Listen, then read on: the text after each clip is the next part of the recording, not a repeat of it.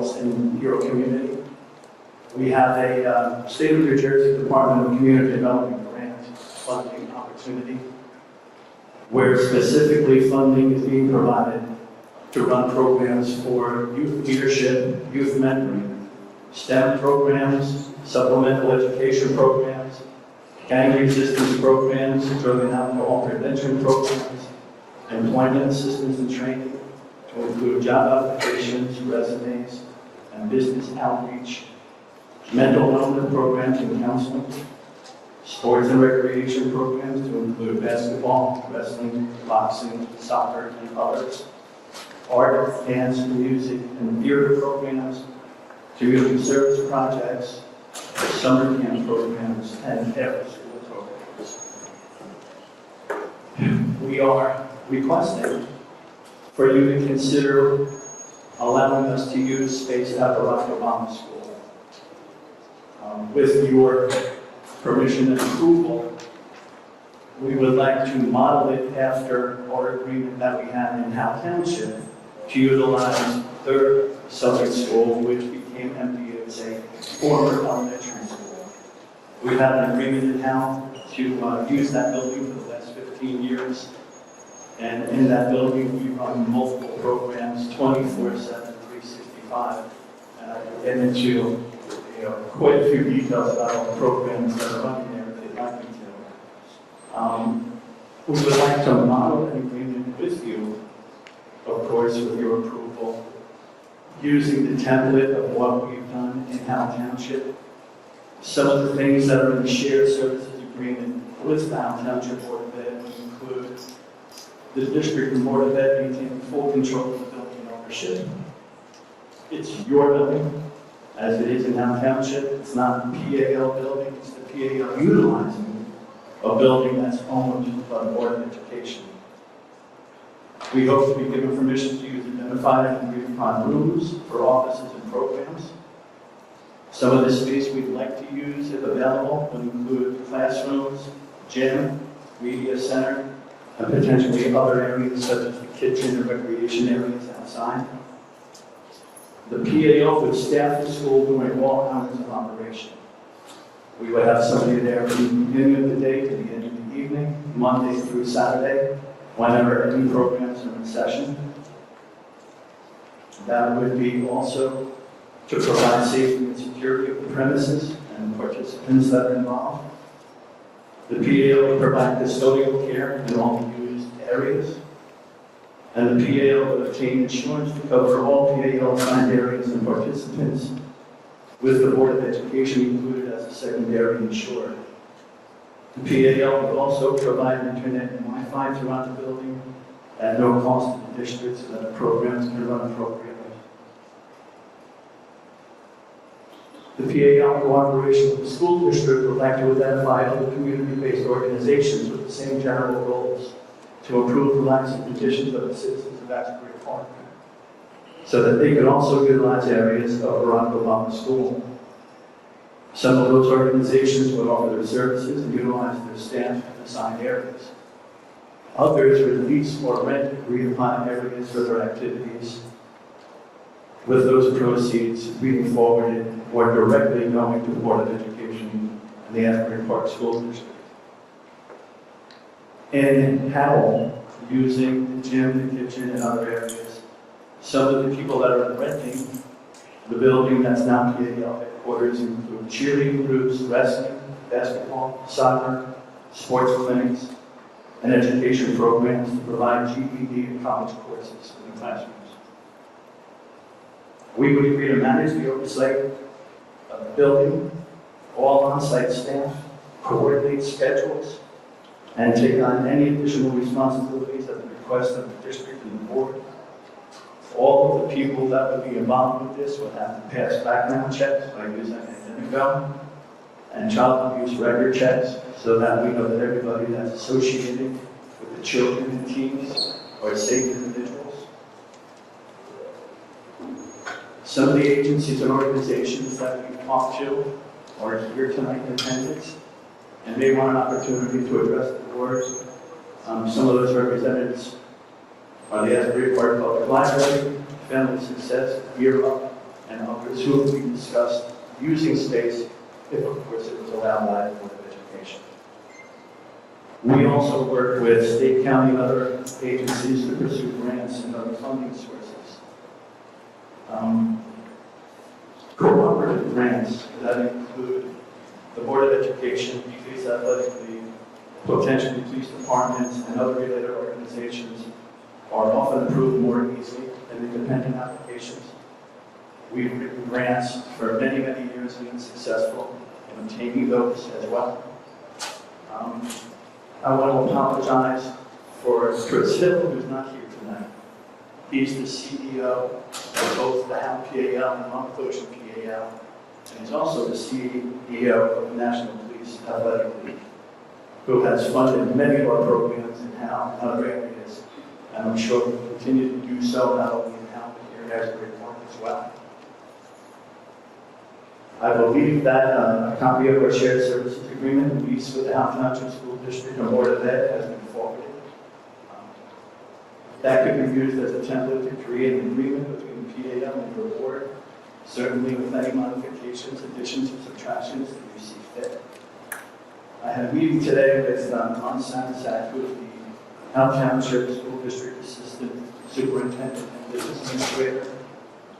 He asked me to mention that he would certainly support and be available to answer any questions about how the Howe PAL and the Howe School District Board of Education has worked together successfully for over 15 years, to include our shared services agreement and other agreements we have with Howe Township. Not specifically part of this presentation, but due to our good work in Howe Township, we also run, the Howe PAL runs all the child care programs before school and after school for the school district in Howe. And at the Southern School, we also have a preschool daycare child care center licensed by the state of New Jersey. Before COVID, we had over 250 children. At this point, due to COVID and because Howe went to universal preschool, we're down to about 100, for starting the new academic year in September. That's also been a successful program for us. Mr. Sanisak and I invite you, all of you, any of you, to come to the location in Howe Township and see Southern School, how it's set up, how we utilize all of the areas. It may be beneficial, to kind of take a look on how it's running, how well it's run. I think that's about it. I'm more than willing to answer any questions. Chris Hill and I would love to be able to have meetings with you at any time. And Mr. Sanisak agreed to be part of that upon your request. Thank you for the opportunity, and I hope some of the other agencies have an opportunity at this time to discuss this with you as well. Could I ask you to talk about a couple of things? Sure. Just to give some further information to this board and the people in the room. Do you have funding in place to start the program up? We do. The grant that we just received from the state of New Jersey totals $250,000. It sounds like a lot, but it's really not. When we start to provide all of these different programs, the grant runs from now until the next summer. Although there's no guarantee that we will receive a following grant, we believe if we're running successful programs and they see that the opportunity might be there. We're already in the process of doing progress reports and financial reports to the state about some of the programs that are already running. We have a lot of planning in place to run programs in the fall. We like to say if there's an opportunity in this space to run a program, we can run the program. And I believe that we can find qualified people to help us do that as well. There are some other things. I never want to promise what I'd like to do, but due to our success in Howe and using the Howe facilities, we've also run some revenue-based programs. So in addition to the rent that's paid by some of the people using the facilities, we have run some programs that are fee-based. And then there's a sharing of those revenues as well. So I think that everybody knows that Asbury Park is not the same as Howell, and fee-based programs are not the most attractive thing for this. I think that we recognize the importance of opening up a school that's not being utilized for community activities and community purposes. You would start this in September if you had your choice? We would start this as soon as the school was available to us and the space was available. We already have planning in the background, and it's not like we've done this before in different locations. So we have a good idea of how we would start, and this is kind of visual. We've been doing this in-house for 15 years. It's just, well, we know we're not going to jump off, have that much right away. So what we would like to do is identify the most needed programs, the right people in place, begin the programming, and expand as we go forward. And have you identified the initial programs that you start out with? One of the things I think is really important is a safe place for children and teens to go. A lot of stuff that's under youth leadership and youth mentoring. Being with a trusted adult, someone who can, provide them with some guidance, whether it's homework help, whether it's identifying some of the things that they're dealing with on a daily basis, whether it's keeping them out of trouble in their neighborhoods by having them at a structured location. That all fits into prevention of juvenile delinquency, prevention of, gang involvement, prevention of drug and alcohol use. So, when I talk about youth leadership and youth mentoring, that's pretty comprehensive. A lot of that fits in there. Somebody says to me, well, why so many sports programs? Well, because organized sports programs are not just about sports. They're about leadership. They're about following rules. They're about showing up on time, keeping them off the street as well. These are things that we think are really important. One of the other things we discovered was that, some of these kids and teens, they don't want to play sports. That's not their thing. Well, that's why we have art programs and music programs and theater programs. One of the things we're really proud of is that the PAL has a theater program. It started with plays that kids would get involved with that were held in middle school. Well, over the years, we've progressed and had plays at Two Rivers Theater, at the Strand, and right now we have an agreement with the Ocean Grove Auditorium, where the plays have been held there for several years. And if you want tickets, Little Mermaid Jr. will be there in September. So, those are things that get kids involved, and it's been well appreciated by the community and the parents. The other thing we recognize, and go back to fee-based programs, that's not something that we're pushing, and that's not something we can do. We would rather have an organization who has funding rent this space so that they can provide the service without charging the children. None of our programs that we're talking about under this grant and going forward are fee-based. Not one. Did I hear correctly when you said towards the beginning of the presentation that PAL will be covering the operating expenses of the building? What we would like to do is to take a look at the model that was used by Howell Township.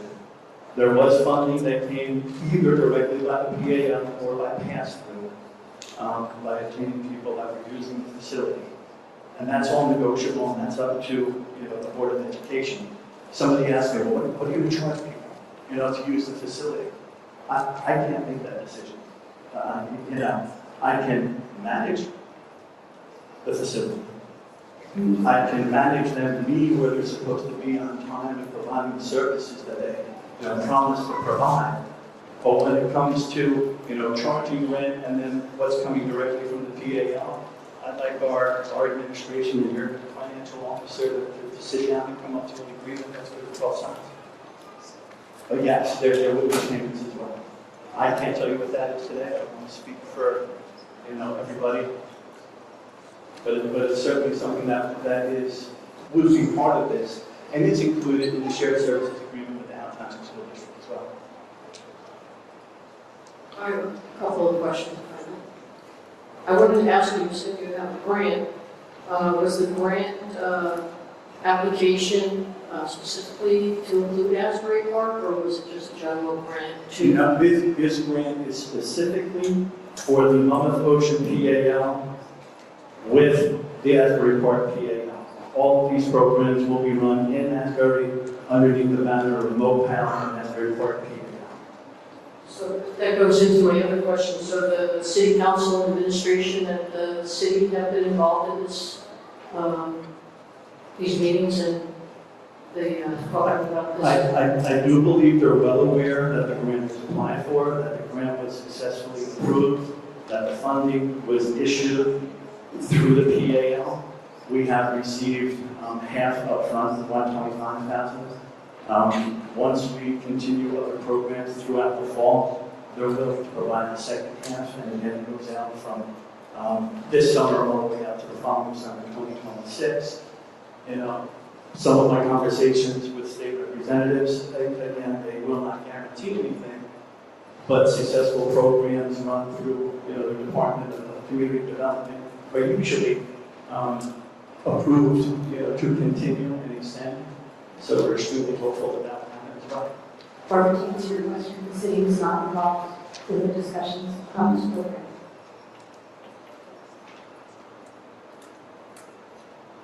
Okay, I just asked because it is their police department that's involved, that's why I asked the question.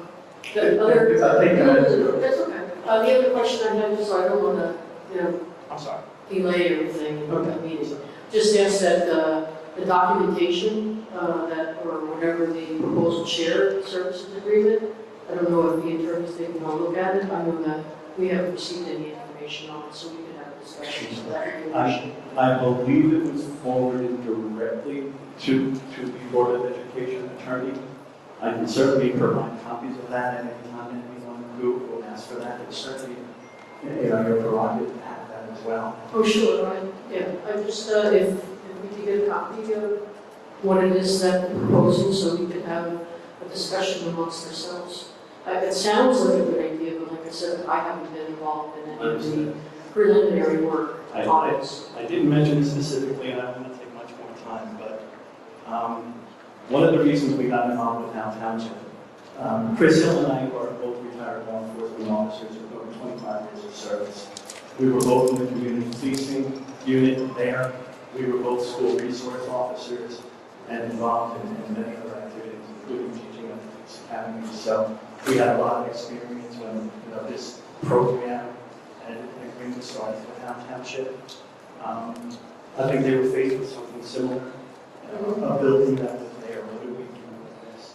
And we decided it was a great place to run programs for the community. Any other board members have any questions?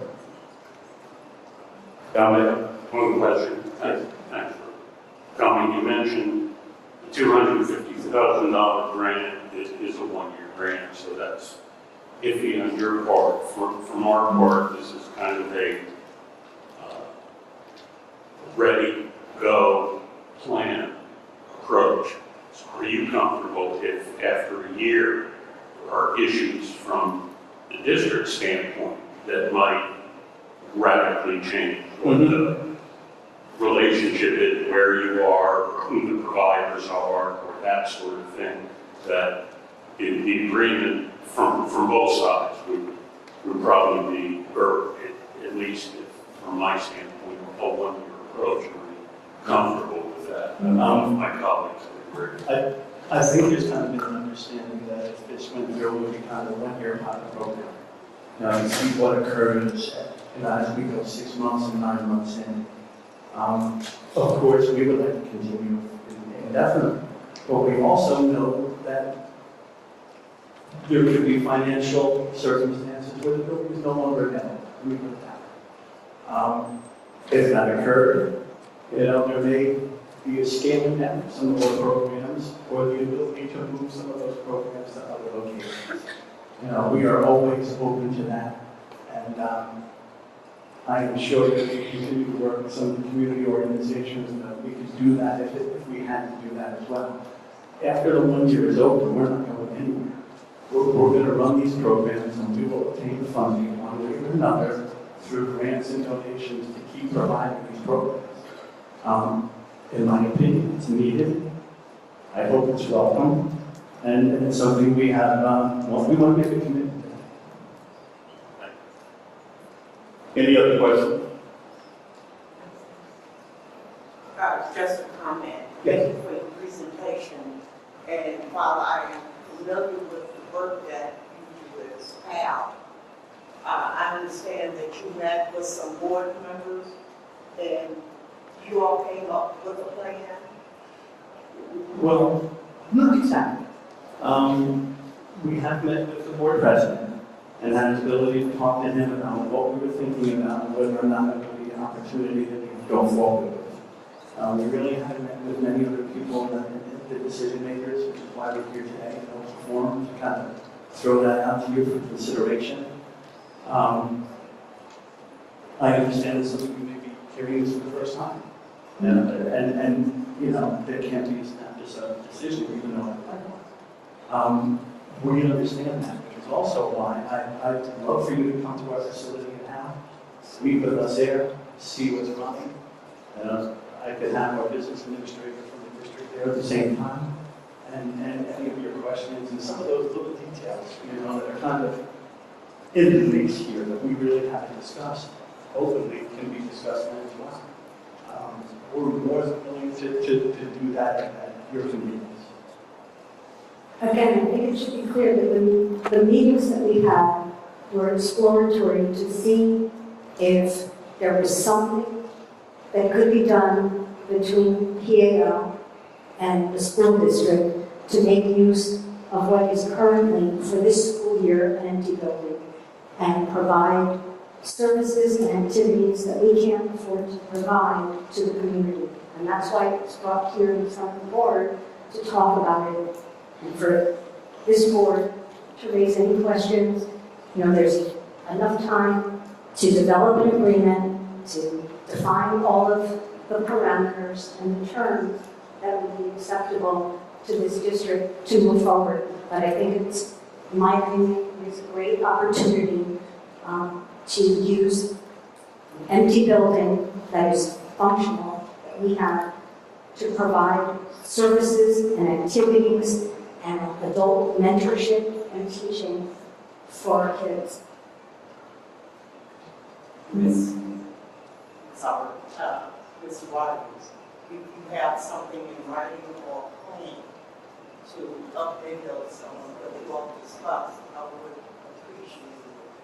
Yeah. Like I said, I appreciate this presentation, but I'd like to have something from the board on the hard cover, a hard copy so that I can read it and understand it myself. Right now, we're still in exploratory process of putting that building together. That was the thing of finding out logistics, finding out information on what the funding was, all those information. So we have forwarded to the business administrator their copy of their agreement with HAL, their shared services agreement with HAL, and we're looking at it to also put together what our perspective would be on a detailed plan. Okay, while I appreciate that, I would still like to see the paperwork. Oh, no, that's, everybody's gonna be fed to the paperwork board on what this process is. And let me make another comment.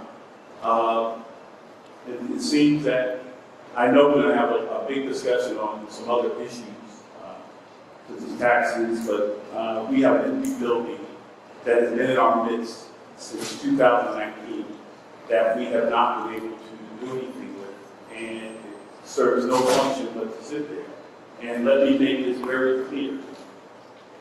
We had a conversation with the the commissioner of education, and he told us that we could just not outright sell this building because of the funding sources that were used to re-put us back into this building, which are bonded funds that would offset costs to affect any change.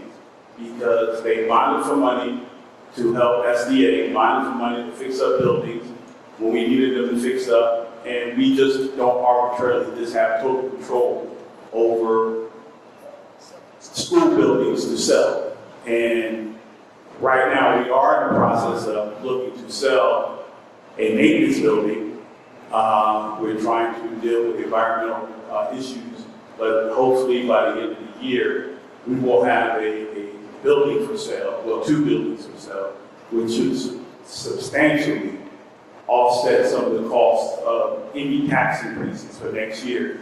And one of the well, I mean, if people find that funny, it's a joke. I don't really feel it's a joke.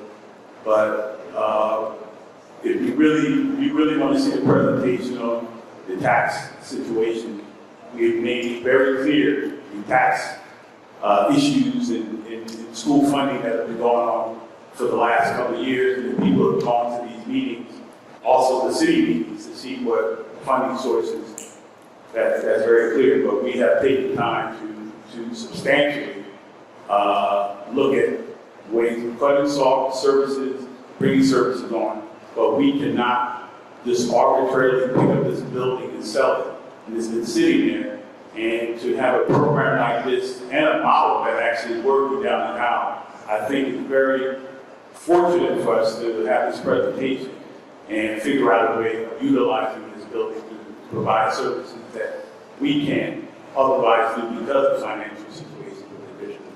So I would definitely, I appreciate Mr. Foley and some of your other members that wanted to speak on this subject, and we can still have an open discussion with our board as to what we're looking to find from the presentation, so we can actually, our attorneys here, he has those documents, so we will be getting an update as to what we kind of put a fine line as to an agreement, and we can actually come to one to actually facilitate something for, since 2019, we've had an empty building that has served no one in this district, but an opportunity to now provide services for our children at no cost to the district, and also might find some revenue opportunities that may give us a little extra cash. Mr. Rogers, if I may, if Mr. Weiss could forward any documents he has in regard to this agreement with the Ocean on PAL.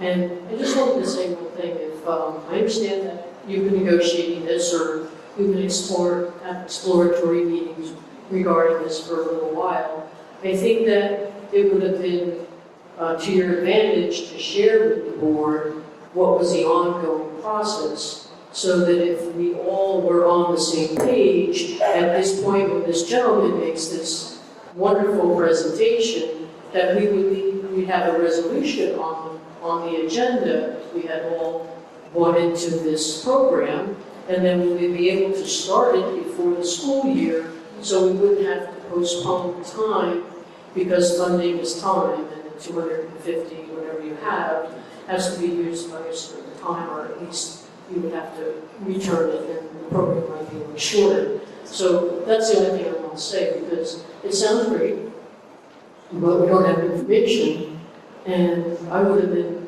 really happy today to say, hey, we're going to have something in Obama, but right now, I need more information, but I thank you very much for coming. It sounds wonderful. Well, I thank you for allowing me to come and take the time to talk about this. Again, I just want to reinforce that the message, we're here to do something for the community, it's valuable for the community. And we, myself and Chris Hill, and other administrators, and even the assistant superintendent and business administrator from now will be available anytime to discuss this further with you and to really tear into the details. I don't want to say this too, I know that it was mentioned 8 months ago. This really picked up speed probably within the last 30 days.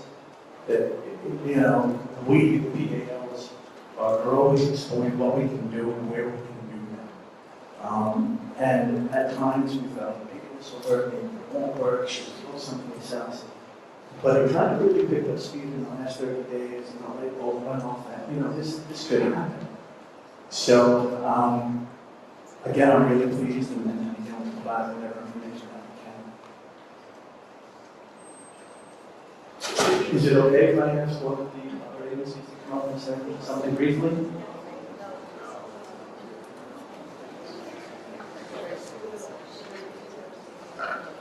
Yes.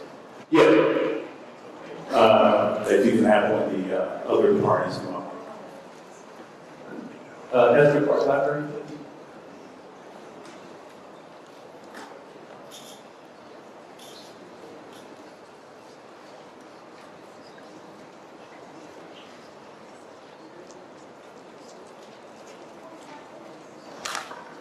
Hello everybody, my name is Kathleen. I'm the director of the Asbury Park Public Library, and I thank you all for your time.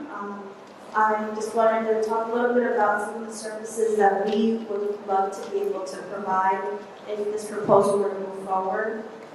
Some of the work that we have been doing at our library already with literacy support with the district, and then also we're expanding on digital literacy and training. So we are hoping that if things move forward, that the library will be working out of the existing media center that is already there. It's equipped with books already, so we wouldn't have to purchase anything new. We could just repurpose what's there.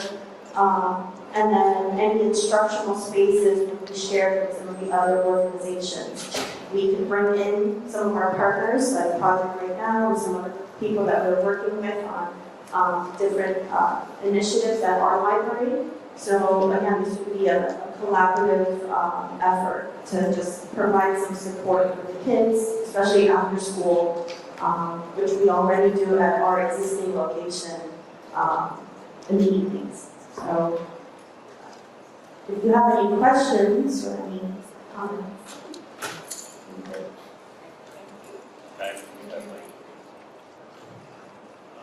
I know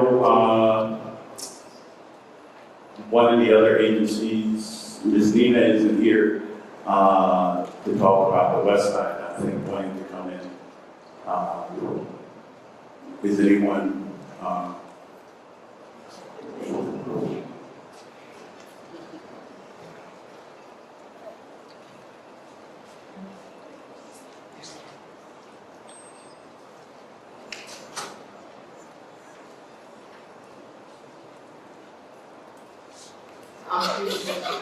I'm the West Side Citizens United with Asbury Park. My name is Sue Brazil, I'm the secretary.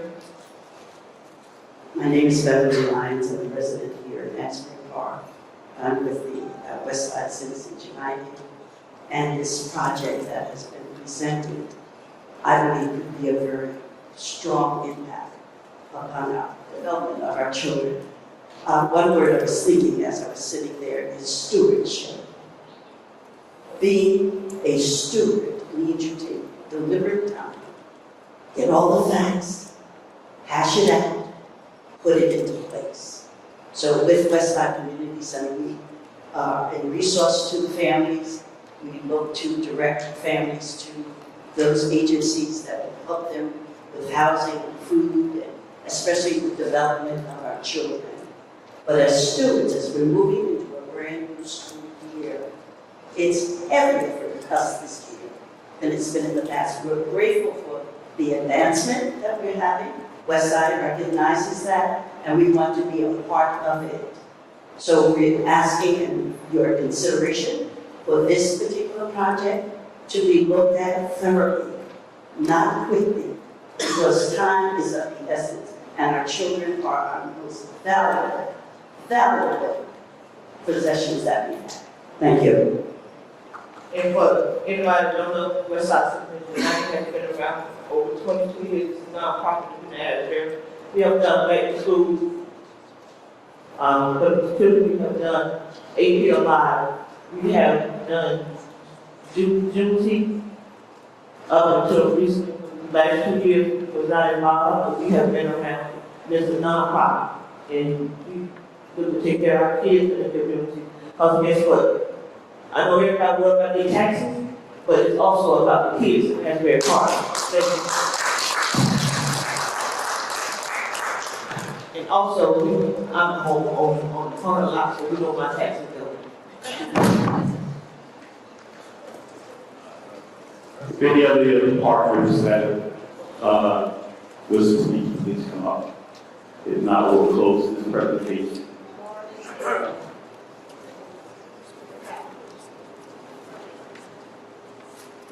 Hi, I'm a member of the Asbury Park Greater Community Development Initiative. And just for information, you already have PALS activities happening in Asbury Park. You have the boxing gym on Main Street near Springwood Avenue. You have had the PALS wrestling and other activities in the school system for several years. This is not new. They've been just fortunate enough to get some big grant dollars right now. And you have spaces like I'm sorry. That's it. Right now, we're not doing it. No, I'm talking about the PALS. Oh, yeah. Yeah. That's what I'm saying. You already have PALS programs here.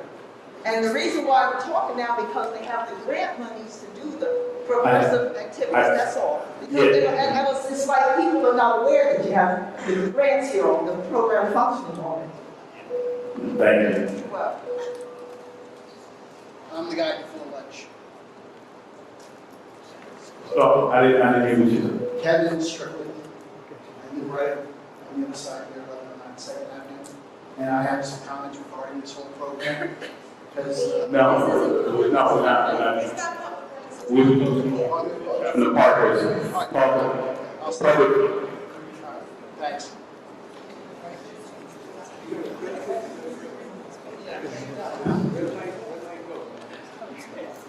Hello, my name is Candace Palmer from the Oceans Family Success Center, and we provide family support services.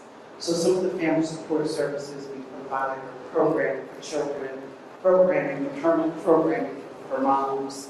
Currently we're running a maternal program. We just graduated 15 doulas, community-based doulas. We did a 20-week program and graduated 15 doulas. We have a children's program, actually a mother's program running right now. We do a couple of other, we have a lot of family support programs. We run a pantry. Our food pantry runs weekly, and we get 30 to 50 families within an hour and a half. And those families walk away with 3 bags of groceries. So we were willing to bring that pantry into this particular space. We do craft programs. We have a reading program. So these are different events that we are bringing here, and anything that we see that is a need for the community, we're willing and have the ability to create it, and it's all free. So we're willing to partner, again, with PAL and this program and bring these resources and helps to the community. Hold on, before you go, right now, a lot of people probably don't know, family success centers are all over the state of New Jersey. Correct. And they're funded by the Department of Health. Children and Family Children and Family Services. Yes. And So these programs have been intricate in the state's plan to alleviate poverty, create mentorship and opportunities for families. So to have an agency like this come into that building would also be very helpful, because one of the things that we're lacking in this community is parental support. And these are the things that, and this is sad to say, that we used to have parent liaisons on staff, and we can't afford to do that because of the financial situation. So programs like this now are being provided for us at no cost to this district. And to facilitate this in a building, like I said, that has sat for 5 years empty, more than 5 years, empty, and no idea. So this is a great opportunity, and I want to thank you for offering to partner in with PAL, because there's so many initiatives that we're falling short in the school district because of finances. So thank you. Yes, we absolutely do provide parental programs. So we have a Carry Dad's program. We definitely want to make sure that we can be that liaison between the schools. and the parents can bridge those gaps and bring whatever resources to the families that may be lacking. So we always try to, like, we call ourselves a soup to nuts company. I've nicknamed us the soup to nuts because if somebody comes to us and says, I want this service, or I am in need of this, we may not have it, but we're going to get on the phone. And we're going to find that resource for that family. And we're going to do our darndest. 99% of the time we find the help. There's very rare that we're able to not find help. And that becomes because grant funding is not available anymore for housing help, right? That rental assistance. We look for that. We look for the assistance for people with their utilities. Anybody has a problem with their utility bill, paying their utility bill, they can come to us and we can look for those resources for them. And so it's very rare that we're not able to find those resources. Thank you. And like I said, I know the program very well. I've seen it in North. Right now, I think that was all the partners that said they would show up. So our next presentation is, any more questions from the board? Our next presentation is going to be from our teachers, building principals. Hold on, before you go, so I'll let you know, not every principal is here tonight. They have family obligations to attend to, so we will have two principals here that will be presenting on all of them. Thank you. Good evening, everyone. I am Dr. Schultz, one of the principals in the district, and tonight I have the honor of being joined by Mr. Kenny Moncor, the principal of our wonderful middle school. We will open the presentation with talking about the Asbury Park High School in Dr. Medina's absence. So the Asbury Park High School focused on access and opportunities this past school year. And some of the building highlights for APHS was the student yearly attendance rate was at 89%, with the staff yearly attendance rate being at 95%. So kudos to the Asbury Park High School. Some data highlights for Lincoln, which was a district used benchmark. In ELA, English 1 yearly growth from the beginning of the year to the end of the year was at 16%.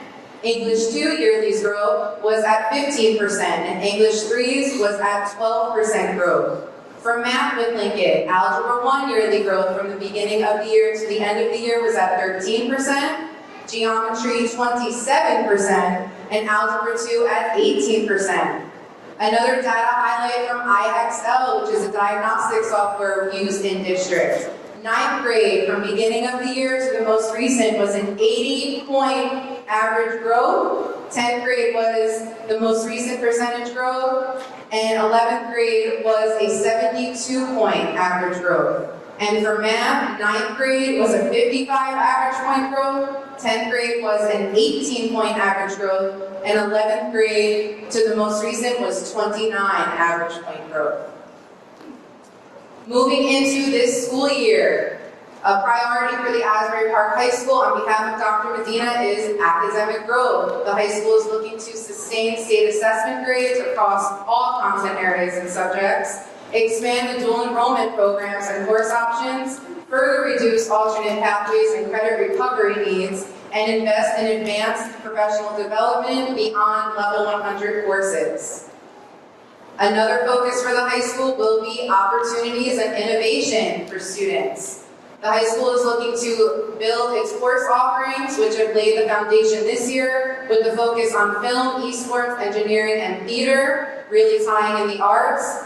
Bring AI into lesson planning and classroom delivery, increase competition, showcases, and community projects for students, and grow intramural league sports and offerings amongst the student body. So that was the high school's focus for this upcoming school year and some big highlights wrapping up this school year. On behalf of Mrs. Zakia Del Orbe, the principal of the Thurgood Marshall Elementary School for school year 24-25, they were heroes in the making with Mrs. Philhauer, the supervisor of early childhood. So some building highlights for Thurgood Marshall from last year. Students' yearly attendance rate was at 90% and staff at 94%. The core phonics screener for pre-K, cycle 1, was at 50% at or above grade level, and cycle 2, that went up to 80%. Kindergarten, 85% at or above grade level. First grade, 78% at or above grade level, and second grade, 82% at or above grade level. For iReady, which is a diagnostic software used in district for math, kindergarten, 78% of students were meeting and exceeding grade level by the end of the year. First grade, 81% meeting or exceeding. Second grade, 75% meeting or exceeding. And for ELA, 49% of students are meeting and exceeding grade level, increased beyond 80%. First grade was at 9% meeting or exceeding, which increased 31%. And second grade was 5% meeting or exceeding, which increased 31% as well. Overall, K-2 went from 41% of at-risk students at the start of the year down to 18% by the end of the school year. Great job, Thurgood. And now preschool through second grade will be at the Bradley Elementary School. So new year, new goals. With the continued focus on core content subjects and SEL, pre-K through 2 will focus on demonstrating measurable growth in literacy skills with at least 90% of students increasing foundational skills as measured by benchmark assessments. Strengthen the foundational skills with at least 90% of students demonstrating growth in numeracy and number sense in math. And continuing, they will develop foundational scientific thinking skills with 90% of students demonstrating growth in observation, questioning, and exploration of the natural world through hands-on learning. And strengthen social-emotional skills with at least 90% of students demonstrating growth in self-awareness, self-regulation, relationship building, and decision-making as core components of SEL development. And now moving on to my building. So I was the proud principal of the Bradley Elementary School last year for 3rd through 6th grade. We were going for it. The goal to the Bradley School experience wrapped up was the student yearly attendance rate was at 92% and the staff yearly attendance rate was at 95.5%. For Lincoln, some data highlights. Bolded, you can see the percentage of students who had yearly growth of 10% or more from the beginning of the year to the end of the year for both ELA and math. And you can see the numbers are all trending to at least 50% or above. For iReady, the percentage of students with improved placements for reading are listed below in bold and also in math. And again, you can see they are all at or above at least 50% of the student population in each grade. A data review, we did get preliminary NJSLA scores back earlier this summer, so just a comparison of average scores from school year 23-24 to 24-25. Again, it's important to share that this was the first year we've been able to be structured in the district with a sustained focus on specific grade level bands. So for grades 3 to 6, we really were able to spend the year focusing on the student learning standards and skills that the upper elementary grade population would need. So you can see we did have growth in ELA on NJSLA. This is the average scores for the entire school body of all 4 grade levels. There is growth there for each grade. The most significant is 6th grade with a 6-point increase from ELA. For math, again, we're trending upwards from the previous school year to this past school year. The most significant increase was again 6th grade with a 13-point increase in the average score. Breaking that down just a little bit further to give some more insight in ELA highlight, I did choose to spotlight 6th grade because they were, as I lovingly call them, the seniors on campus last year, so they deserve their roses in the growth that they're showing on the assessment. You can see for ELA, 6th grade, our red, which was not meeting grade level, has decreased along with orange, which is partially meeting.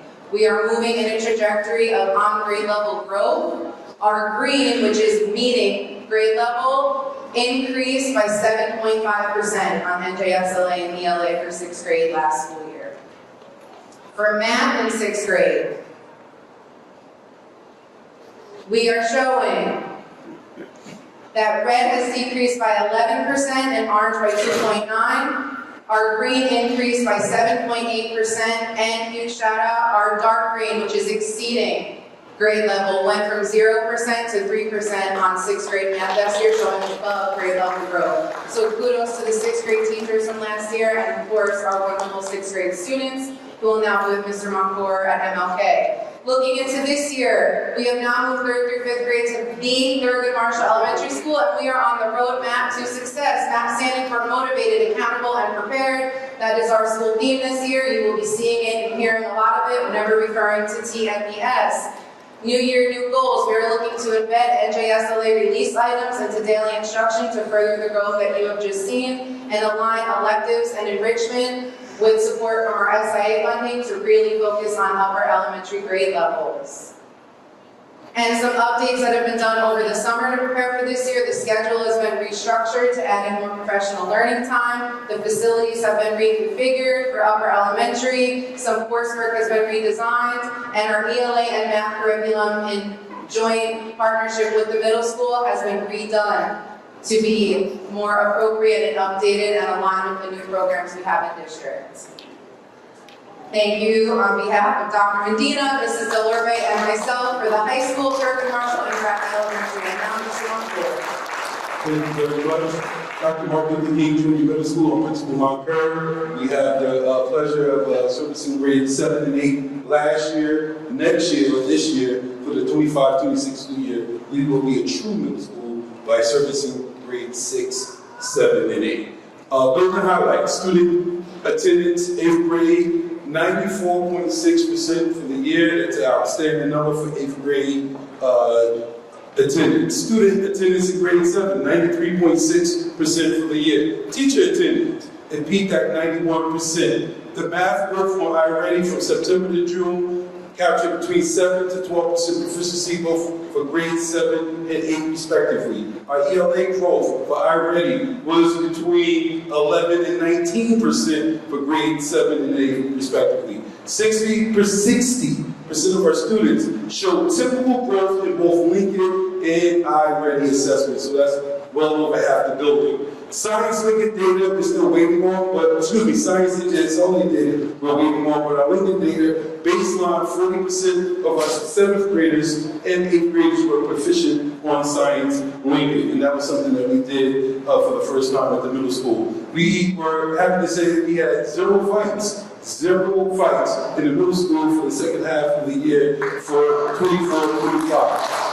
And just to be transparent, we had one disagreement between September and that time, up until that time. So it was a very great group of young scholars who really put education first. Number of behavioral referrals. We went from 243 referrals from September to January. From February to June, we cut that in half, 122 behavioral referrals. 75% of students surveyed said that they feel safe at MLK Middle School. 73% of the students surveyed, 3/4 of our students said they enjoyed their middle school experience. 95% of the staff says that they will welcome to return this year to MLK.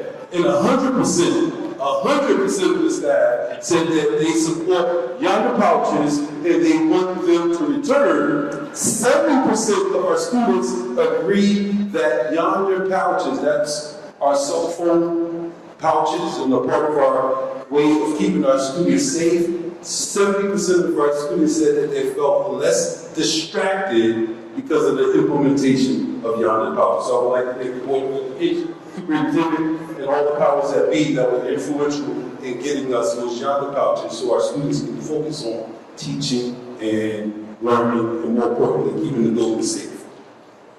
New year, new goal. We will continue to promote Teach Rock to support students' social and emotional development every day during our homeroom period. It brought joy to our students to engage in those leadership lessons that built on social and emotional health, using music as an avenue for those results. We will be enhanced extracurricular opportunities, including clubs, arts, music, and I would love this year with the support of the board and the powers that be to introduce a twilight program at our middle school to support RTI, which is meaning respond to intervention for students who are chronically absent, or students who need credit recovery or class recovery at time seat in the classroom so that they can be successful with their learning. More collaboration with our teachers and our administration, and collaboration among schools with our teachers meeting together. Our 3, 4, 5, 6, 7, and 8 teachers get opportunities last year to meet, but we are really doubling down on those opportunities to encourage verbal articulation. Introduction to NJSLA test prep, 35 minutes. Last year we had what we call a club period for 35 minutes.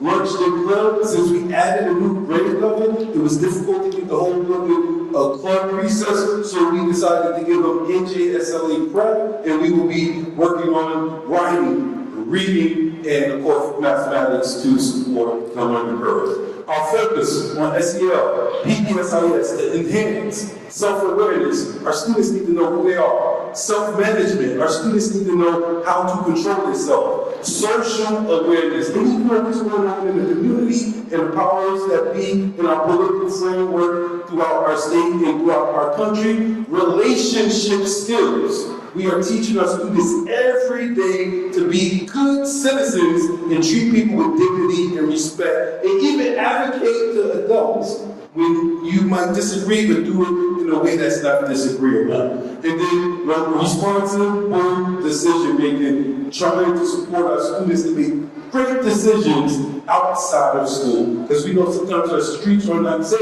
We want them to be with the right people at the right time so they can avoid any pitfalls that might be waiting for them in the community. Unpacking newly written curriculum, and I'm very happy and I'm thanking you for the superintendent, our director of curriculum and instruction, and then my co-partner, our principal, Dr. Schultz, because we collaborated over the summertime to write a brand new curricular program to support the new program from McGraw-Hill for ELA. So we have a new curriculum in Basic Guide, Sequence Guide, Crosswalk. We have a new curriculum for our math. We have a new curriculum for our ELL, commonly called MLO program, multi-language learners. And we have a brand new curriculum for social studies that support humanities and good citizenship. So this was a collaboration with the curriculum department, with the supervisors, with all the principals to give our students the best education, but more importantly, give our teachers the best resources to teach for proficiency. So we're going to do this. We're going to have verbal articulation. We're going to support PDs, common employment time. And I'm looking forward to meeting with our teachers in grades 3, 4, 5, 6, 7, 8, so we can be uniform in our language, our expectation, and our goals as our students matriculate from the elementary school division to the middle school, and then when we support them to go to high school. So these are some of the wonderful things that are going on to MLK, and these things would not have happened without the support of the Board of Education, because they have to sign off on everything that happens at the middle school. But more importantly, our leader, Mrs. Trevino, and once again, our directors, both Director Jackson and Director Ruiz, by allowing us the autonomy as building principals to bring the programs to our students, to our communities, to our families, that we know that will be meaningful to help them grow to be the best citizens, not just in Monmouth County, but throughout the state of New Jersey and throughout our country in the United States of America. So thank you again to the board, thank you again Superintendent Trevino and Board President Rogers for just allowing us to do what we need to do to be successful and to keep our students safe. Thank you.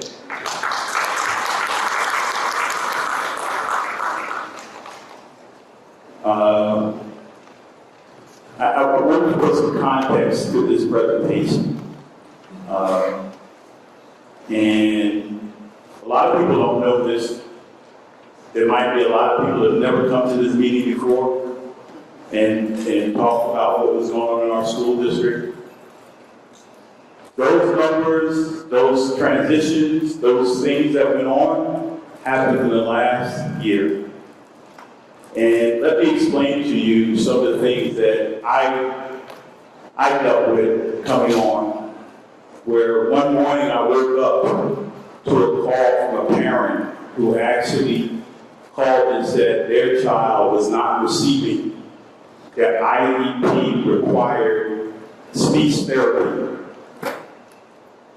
And I was upset, one child maybe came to find out that for 8 months, most of the students in our school district were not receiving their speech therapy. This is unbeknownst to this board that these actions had occurred.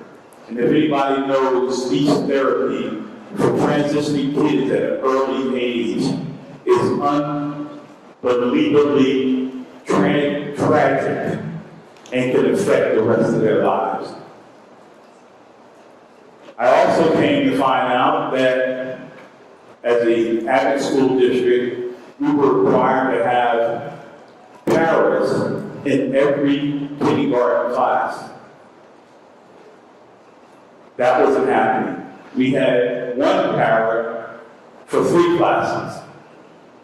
These are state mandated obligations that when the person looks at their tax bill and you say that the school district spending money. Mr. Rogers, just as a brief order, can we maybe move this along? I don't think this is really the venue for this historical presentation. Well, I'm going to make these comments, and I'm giving some context to the situation that these residents have not heard and understood. The public wants to speak, though. They're here. They're going to speak, and I'm going to give context.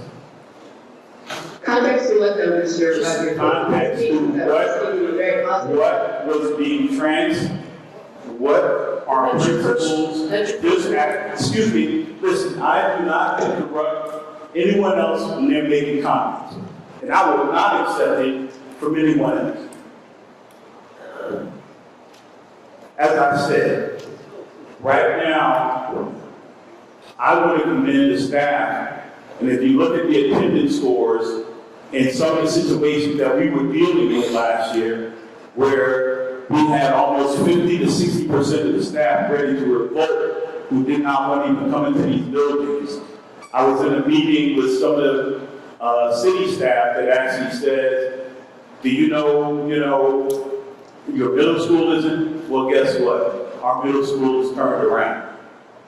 It is one of the best operating situations I've seen in the transition for a year. These kids are responsive, not having fights, not having arguments, because of the resistance of what being taken and Mr. Davino. I'm going to give all the credit to Mr. Davino because I am not an administrator, I am not a teacher. But he instructed his staff to focus on education. He decided that every school will not be teaching one thing and another. He brought all the schools together, which was his ideal, to make sure the grade for him in one situation where everyone was being trained, everyone was teaching the same curriculum, so we weren't having 4 schools teaching 4 different things and numbers going around. So, yes, these things went on. And I'm not going to bore you with the presentation we put on about taxes, because they're on the screen. I'm not going to repeat stuff that I took time last year, Mass March, to make sure this board presented. And also the city responded to talking about pilots that they had never talked about. So reflectively, I can understand how people feel. But the result is this board is supposed to educate these kids on a thorough and efficient education. And kids not getting their speech therapy is not a thorough and efficient education. So us to continue to do that, bringing in the PAL and different other programs where I don't want to raise taxes. But we are doing things. We've gotten rid of buildings. We're selling others. But we have consistently tried to make sure that we're trying to better this district. And to see the difference between the people that came out, the staff, in the first year, while I was on this board, while I was on this league, has been amazing. So we will move on, and I will change the committee, the agenda, so we don't have to do committee reports and review the items. And I'm going to come to what you all have come here to talk about and your public participation, because you have a right to speak, and I believe everyone has a right. But also, Mr. Rogers, excuse me, will the committee reports be made after? yeah, after the public presentation, we'll do reports with me. Thank you. It seems to be quite a large group of people here, and I want them to be heard. So, like I said, in context, if anyone wants to ask any questions, we're always here. And we've been the most transparent board to get this done. So I would like to do the public participation in this ordinance and have the attorney read the policy so we can let people speak and have their say. Sure. In accordance with Board Policy 0167, the Asbury Park Board of Education recognizes the value of public comment on educational issues and other matters of importance, and provides members of the public with the opportunity to express themselves on school matters of community interest. The public comment portion of the meeting is not a question and answer session, and all public comments shall be directed to the board president.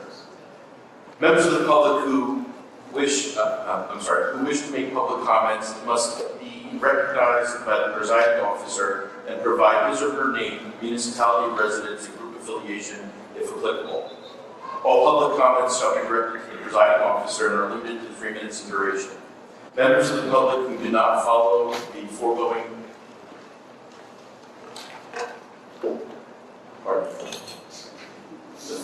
rules and or interfere with the orderly operation of the board meeting may be removed from it. Please state your name and address and the public participation.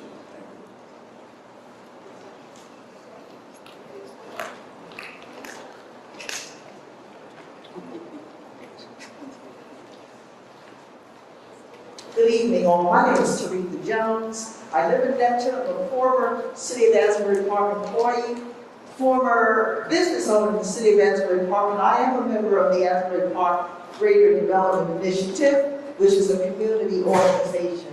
I'm also, they call me the neighborhood nurse. But today, I'm here as a permanent dance mommy. I'm here because my hair almost fell out when I saw the amounts that were being proposed for use of facilities for this place that I love, a historic foundational organization for dance, the Asbury Park Technical Academy of Dance. I'm speaking on that because that number is paying for somebody's salary. That is crazy outrageous. $23,000, $24,000 for a part-time piece of thing. We're trying to rebuild post-COVID, like everybody here, like the student school grades. I will be a forever dance mother because my son, by the name of Malcolm Jones, some of you know, he's a professional ballet dancer now. His foundational training and development started with Michelle Burrell at the Asbury Park Technical Academy of Dance. Michelle has put out fantastic artistic geniuses in performance from this little organization that's been here for 28 plus years. Some of you may not know, but the Asbury Park Technical Academy is applicable to Asbury Park, Neptune, Monmouth County, and surrounding areas like Dance Theater of Harlem is to Harlem, Alvin Ailey Center, New York City, the Complexions Contemporary Dance, Ballet Hispanico, Manhattan. just so you all are aware. And there are other geniuses that have come to that dance and arts and performance. Raphael Thomas, Kyle Jackson, Dina Harris, Kayla Collymore, Akila Sharifa Daniels. Performances that are internationally known. Dance is also a strong foundation in character development and education. We have people, one is a director now at the Tuskegee School of Architecture. We have a neurosurgeon that came out. We have school teachers, we have nurses, we have business owners. Some of those students that were fantastic dancers have brought their children back.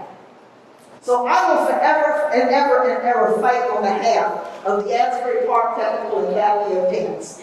And I'm here to let you know, COVID came, that business along with other small businesses were hit hard.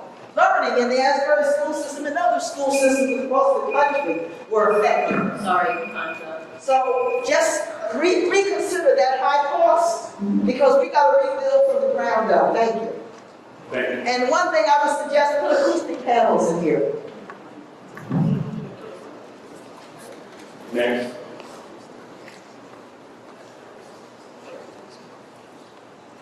Hello, my name is Michael Byers. I serve in the Board of Education. I work at Asbury Park High School, and I serve as the second vice president of the APTV Association.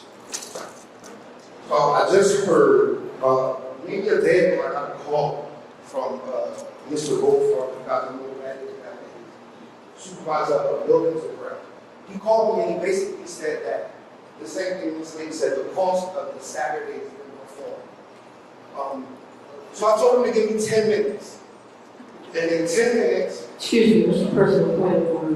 Comments or during public session should be directed to the presiding officer, which would be Mr. Rogers. No problem. Just so that, you know, that's. No problem. I'm not here to cause any problems. But I told him to give me 10 minutes. And I told him to give me 10 minutes because I don't know if a lot of you know, but the custodians and the security was up for privatization. And, you know, with the help of the board, you guys want us back. And I vow to you that I will put my best foot forward to try to come up with ideas to help you. So, in 10 minutes, I came up with this. I will volunteer for all Saturdays for Ms. Burrell to have her dance at on Saturday. No, not yet. The same custodians and the same security guards. I called men with daughters. I have a list of 10 or more names that I can present to you. They will fill out any paperwork to cut the cost, so completely cut the cost down, and we will do this. Because we can all sit here and we can fight, we can argue, but I am going to do this a call for action. We have to get to action. Everybody's voice in here matters. I say the taxpayers, their voice matters. You say the winners, their voice matters. But most important, our kids. This is my daughter. She's 15 years old.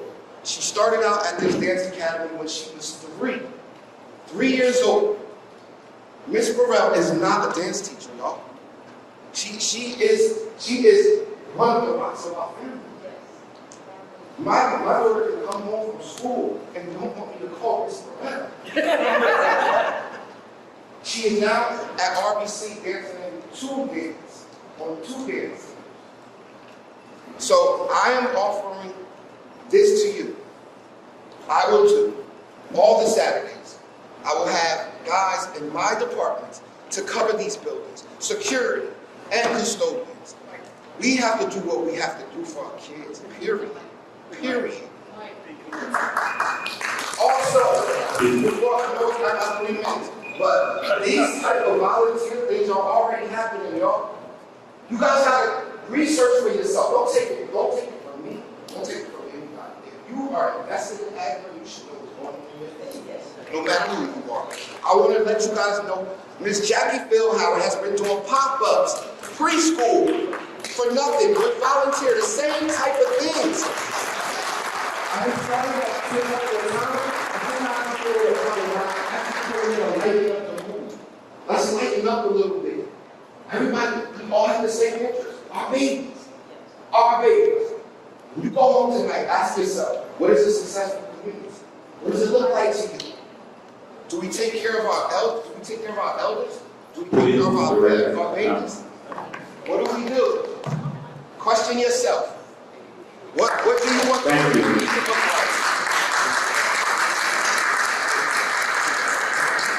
Next.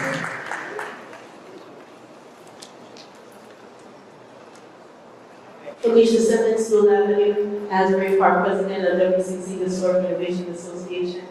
And I'm here for multiple reasons, but first, I approve of the use of, so approve of the use of gravity.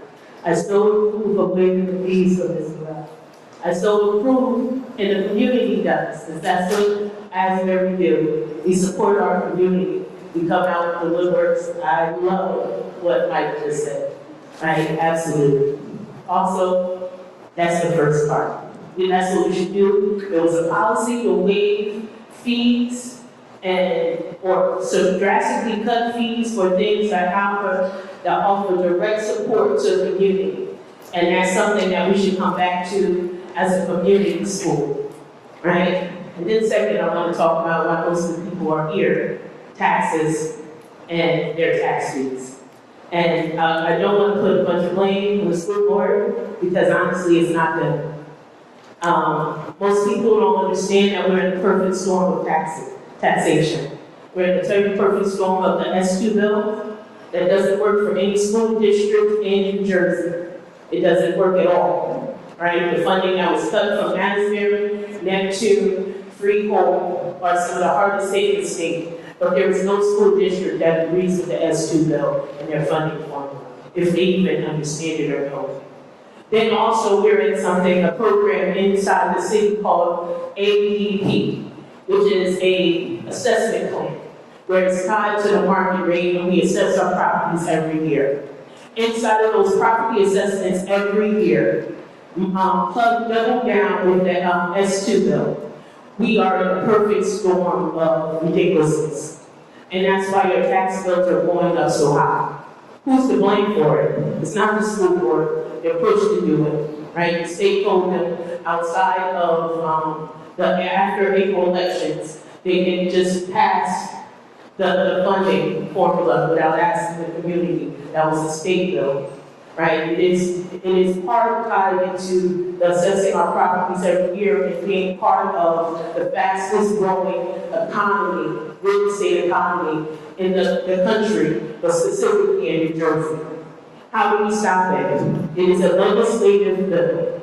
We take this meeting full of people and you take it to the county commissioner, right? You take it to City Hall and you take it to your legislators.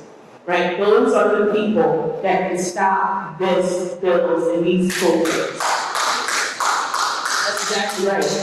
When we sit up there and I listened to a room full of people in a Board of meeting election last night, and I spoke there also, whose taxes have went up 50%, 40%. The average price, the average tax in Monmouth County is 30%. I'm going to keep it quick. I'm not going to go over. No. I am, but I watched everybody before me. So let me finish the sentence. I'm going to finish the sentence. When we sit up there and push, average is 30%.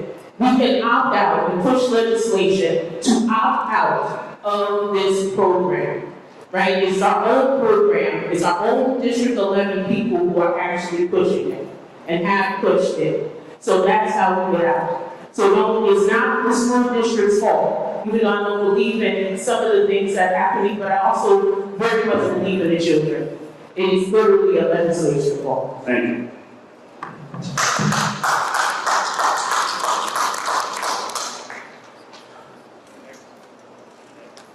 Next. Okay. Thanks, sorry for it earlier.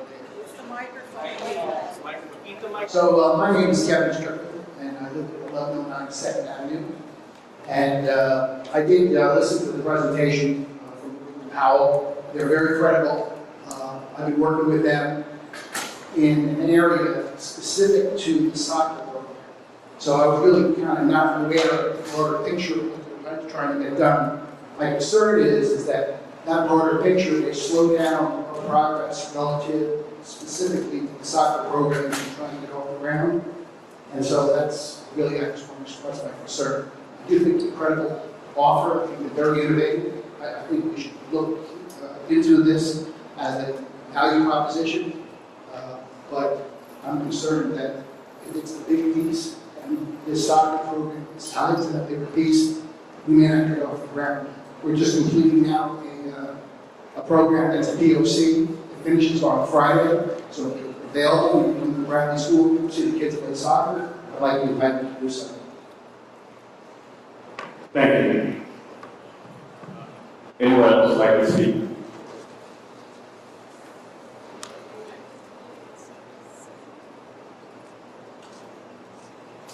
Good evening. My name is Kevin Daniels. I'm an attorney here in Asbury Park.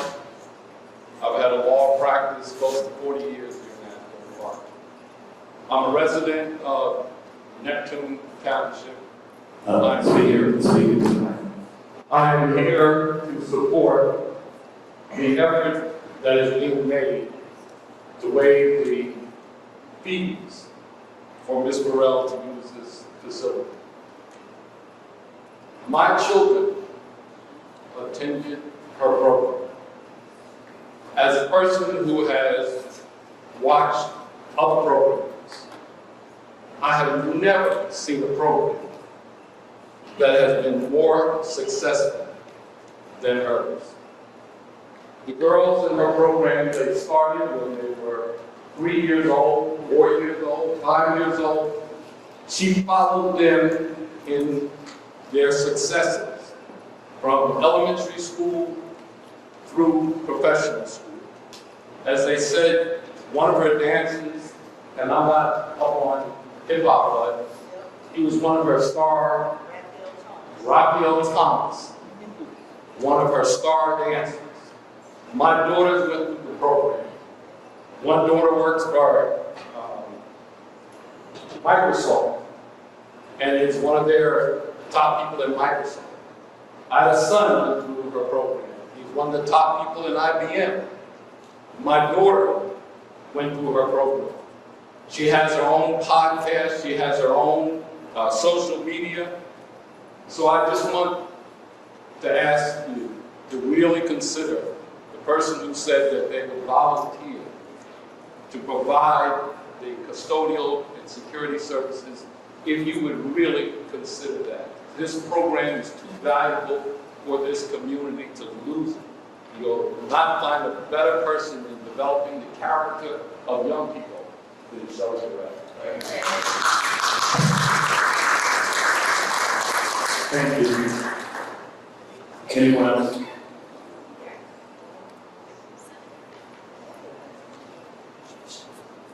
Good evening. Hi, my name is Denise Thomas. Hi. Can you hear me? Yes, can you speak, give us your name and address? Denise Thomas. And I reside in there too. My son, Raphael Thomas, attended the Asbury Park Technical Academy of Dance. And what he has achieved has been as a result of the foundation that Michelle, through the Asbury Park Technical Academy of Dance, instilled in him. And I won't go into the details, but for all that he's done, for everywhere he's been, and for all the people that he's been associated with, has totally started here. And I'm extremely proud of Michelle Burrell and the Asbury Park Technical Academy of Dance.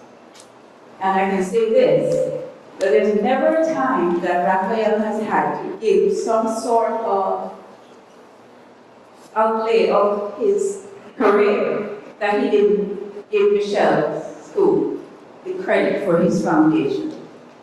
And he's done quite a bit. Okay, so I do hope that she will get the support that she needs, because she absolutely deserves it. Thank you. Oh my goodness. He's danced with, okay, his most recent tour has been with Taylor Swift. Oh my gosh. Prior to Janet Jackson, Beyonce, Usher, and I could go down the line. But really, this is yours. This is yours.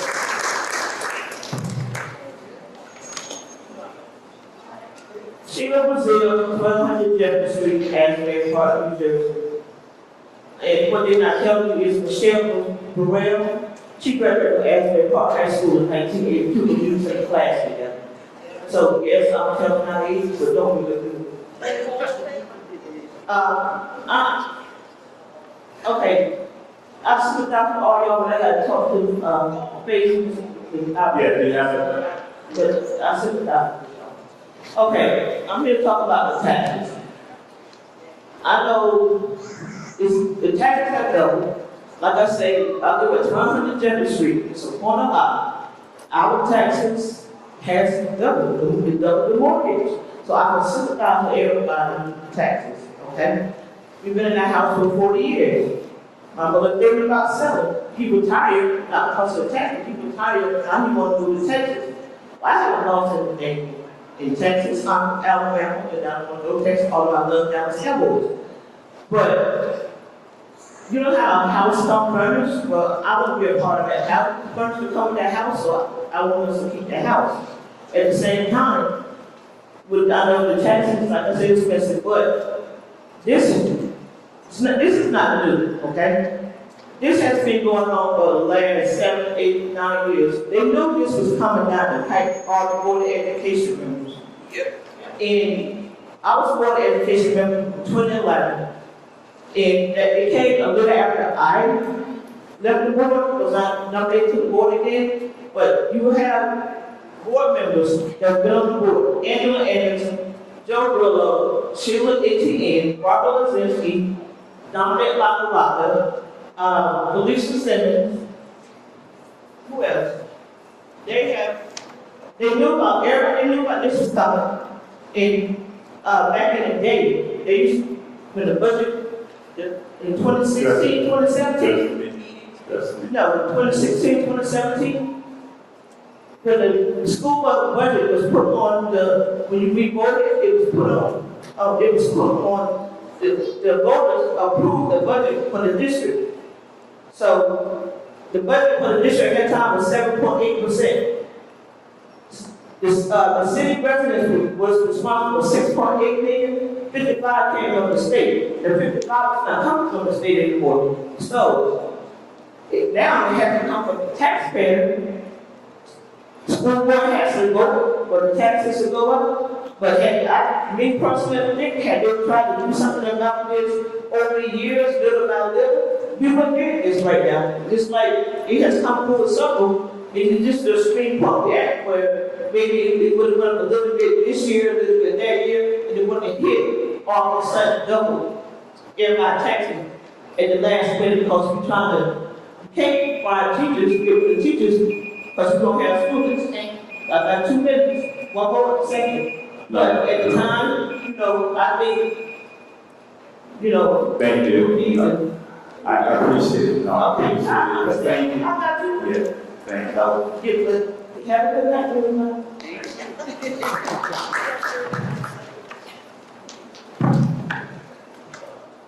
Good evening. My name is Bruce Hamilton, and I'm from Asbury. I live on 4th Avenue.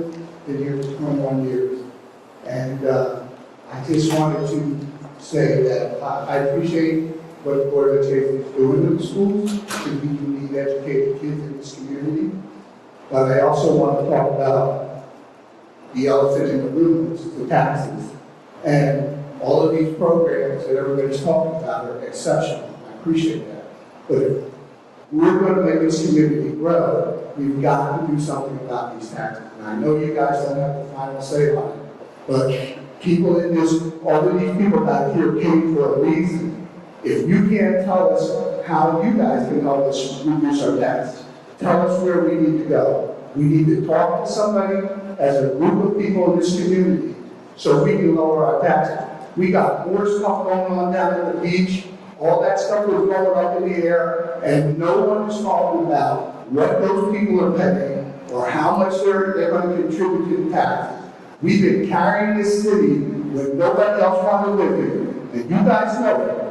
And we're not blaming the board. We know you have a big thing going on. We appreciate you closing that building on 4th Avenue, which I, for years, sat there and said, I don't know why they got the whole building for the Board of Education when they could put it in the damn school over there. But to make a long story short, I appreciate what you're doing, but we need to know where we can go to reduce these taxes. Because you're running people out of here. I don't know if you read the papers, and I'm sure you do, but the number of people leaving here versus the number of new people coming in here is out of balance. And we need to fix it, and that's all I gotta say. Thank you for my time. Thank you. My name is John Barry, Deal Lake Tower, Asbury Park. I salute what that gentleman said. I have 4 children, and my wife and I spend a lot of time and effort and money educating them. It's more than me. I'm inspired by what I heard from the principals and the presentation and good things with teachers dancing and a gentleman donating his time to provide custodial and security. But also, I have to say, I mean, I've lived here 3 years, and to see a 60% increase in my taxes is just unimaginable. If somebody had said that to me when we walked through by here, we love Asbury Park, 3 years ago, I said, well, we'll have to go somewhere else on this thing, because who can afford these kind of increases? It's unsustainable. We may have this conversation next week. So I'm glad that a lot of people are turning out. There's a solution. Involved citizenry is how we get this done.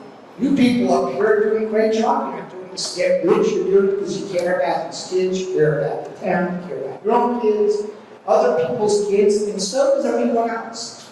I do a lot. I have 4 kids. I have a lot of grandkids. I care about them. I care about their future.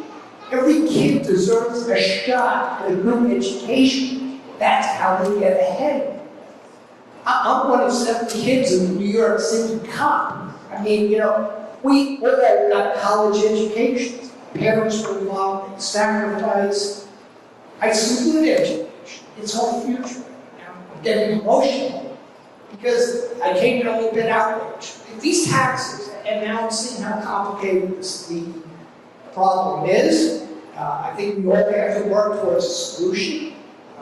I don't have a solution, but I hope I can be a part of it as a concerned citizen and homeowner here next week. Thank you. Thank you.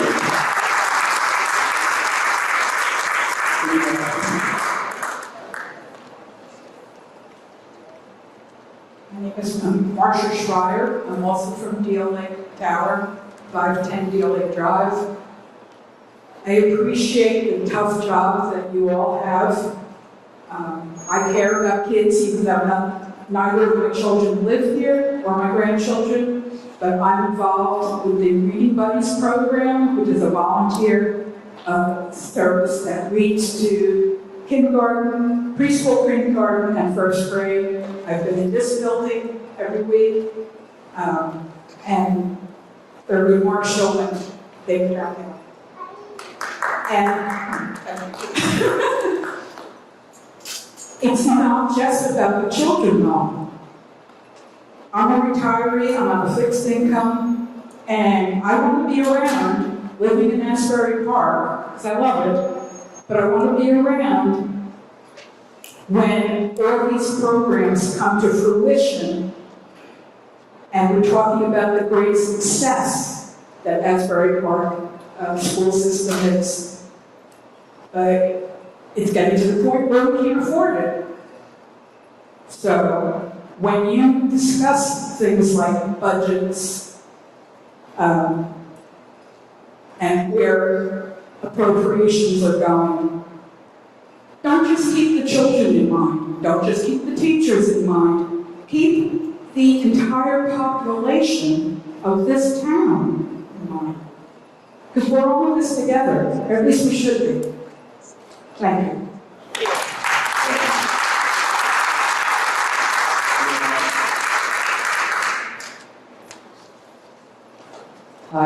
is Melissa Woods. I'm a relatively new Asbury Park person. And it's solely because my dear mother just passed away in August, left me a beautiful apartment at Dealey Towers. And I'm a musician. I've lived on air for the better part of 40 years. I'm getting up there. I am a retiree, technically. I had the great fortune of being able to sing with Bruce Springsteen for the last couple of years, and I'm just off the road. I made a little nesting. I'm like a lot of people my age. Living on a very low social security because musicians notoriously don't pay a lot of taxes, and I'm going to be honest about that. But I've been paying my taxes and my mother's taxes for the last 5 years. And when I got this last bill, I was blown away. It's 40% over what it was previous quarter. And I want to be able to live here. I want to contribute to this community. I believe in this community.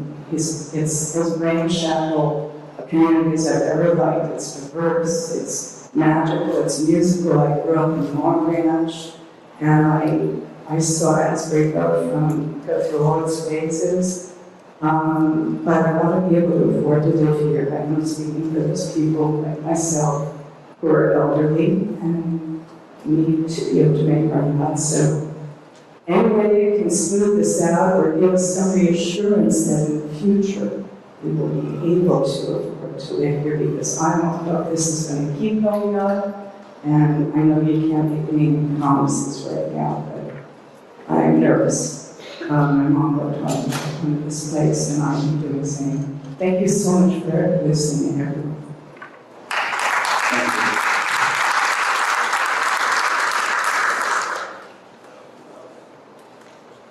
One other young lady.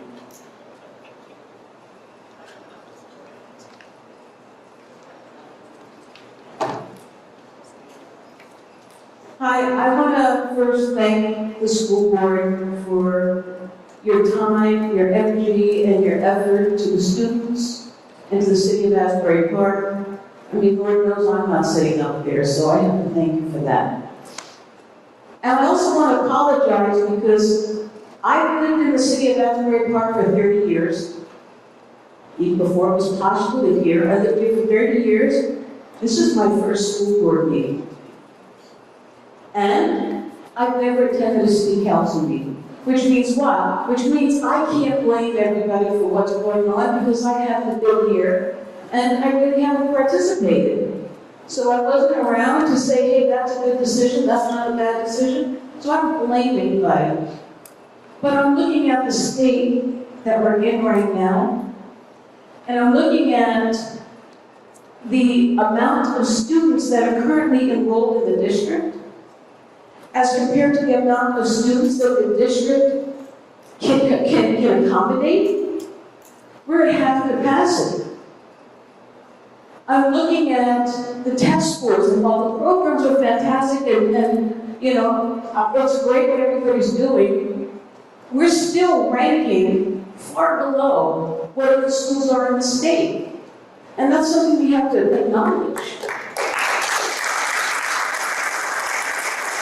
Additionally, I've heard so many numbers thrown around. So I saw $46,000 and $56,000 and $39,000 per student that we are paying to be a student in Asbury Park. It's astronomical. It's not near what Neptune's paying, but it's still a lot. And what are they getting? There's only 2 sports that only girls can participate in. Only 2. The other sports for girls are co-ed. I think there's, what are the after-school programs? I saw a film club, maybe there's a lacrosse club. I mean, what are the kids getting for the amount of money that we're paying and for the amount of kids in the district? We can actually afford to pay 1 teacher to teach 2 kids privately. Or 3 kids, depending on the number that we believe, and still have money left over for expenditures. You voted to increase the tax levy by $10 million. And when I looked, I saw that a lot of the money was going to increases in salary. Now, people should be paid. We're the principals. You guys should be paid. I get it. But you know, when my business was doing poorly, I not only cut my own salary, but I didn't give out raises and bonuses. I couldn't.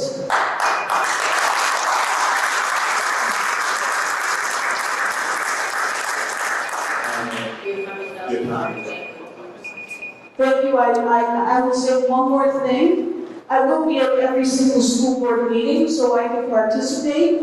And I hope that the solution to these problems that I've spoken about tonight is not to continue to raise our taxes. We're throwing good money after the back. We really have to make some decisions and think about some solutions. Thank you.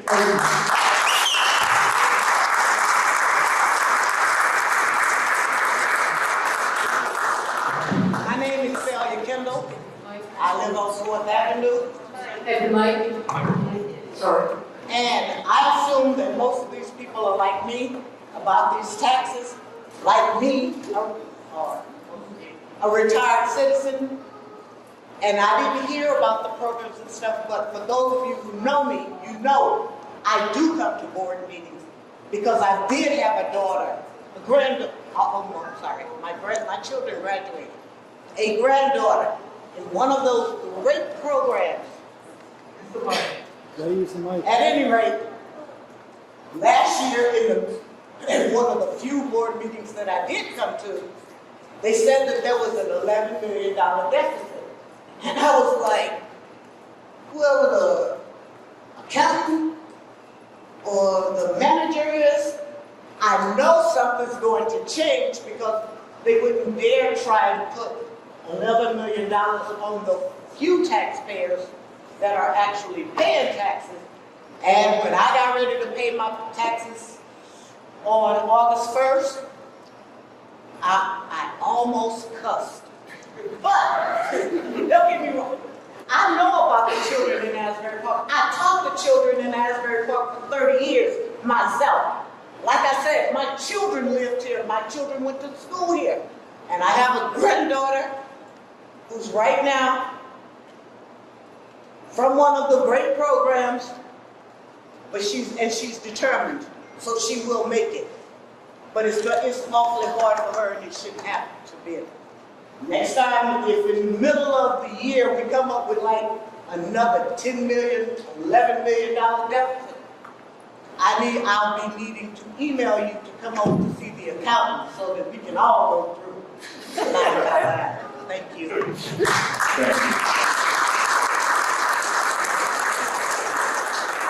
Okay, we close the public participation.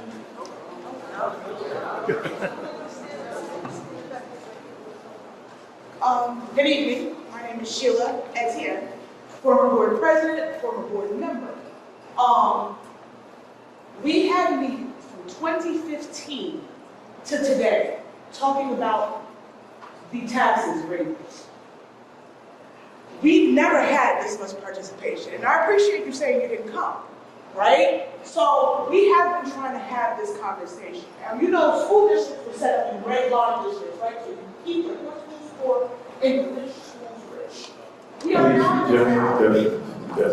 We are now in a town that we just sold a $7 million company, right? $7 million was the taxes contributed in 2015 of the town. The town contributed $7 million. A condo just sold for that. So this is the equivalent of going out to dinner with like 5 people. 3 of them order shrimp and lobster, and 2 of them are paying the bill. It's not just the school district. The school district has to make sure they're providing for the kids. They cannot be responsible to figure out how to cut taxes. Deals were made before a lot of these people got on these boards, and they had to deal with what's happening. And the fact that you have conversations about test grades in the same forum as taxes, one does not equate to the other. Let me ask you this: if the tax rates went up, would you guys pay more taxes? No. So we moved into a town. You are responsible for the taxes in that town. My mother's 70+ years old. She's paying taxes in Asbury Park. The kids have no every year. That doesn't mean they got They don't have to go up every year. It's not the school district. Please do not speak if they're not It is invited. not, can I give Please you do not, hold on. Anyway, it is not just on the school district. It is on the city. It is on everyone. You hear people volunteering their time, the people that's getting paid. Like, it's unfortunate the taxes are going up, but our kids are dealing with getting shot over the weekend. Like, we have to make a safe space for them. So instead of putting our energy towards doing that, you're asking us to solve a tax problem that we did not create. Thank you.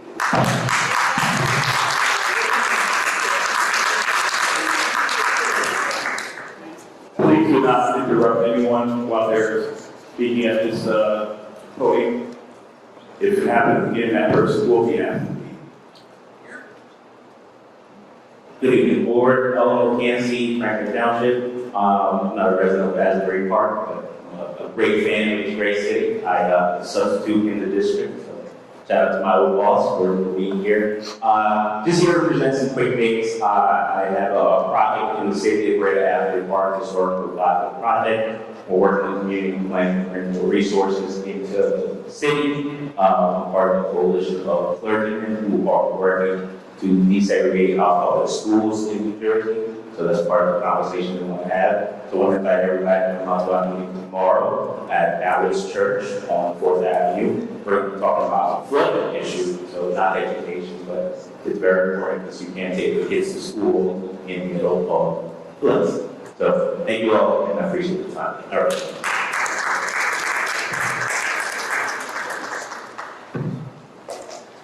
Good evening, my name is Brady Ramos. I'm here tonight as a practicing citizen of Asbury Park and a graduate of the Asbury Park schools, and as a mother who has a daughter currently in the schools. In recent weeks, I've heard frustration about rising taxes. I want to acknowledge that. Affordability matters, and we must be fiscally responsible. But I have to ask, is this really about the kids, or is it about your money? If we were truly about education, why is there so much outrage only now when your taxes have gone up? Where was that outrage when there was kids struggling and falling through the cracks? Showing up only when it hits your wallet is not the same as showing up for the students.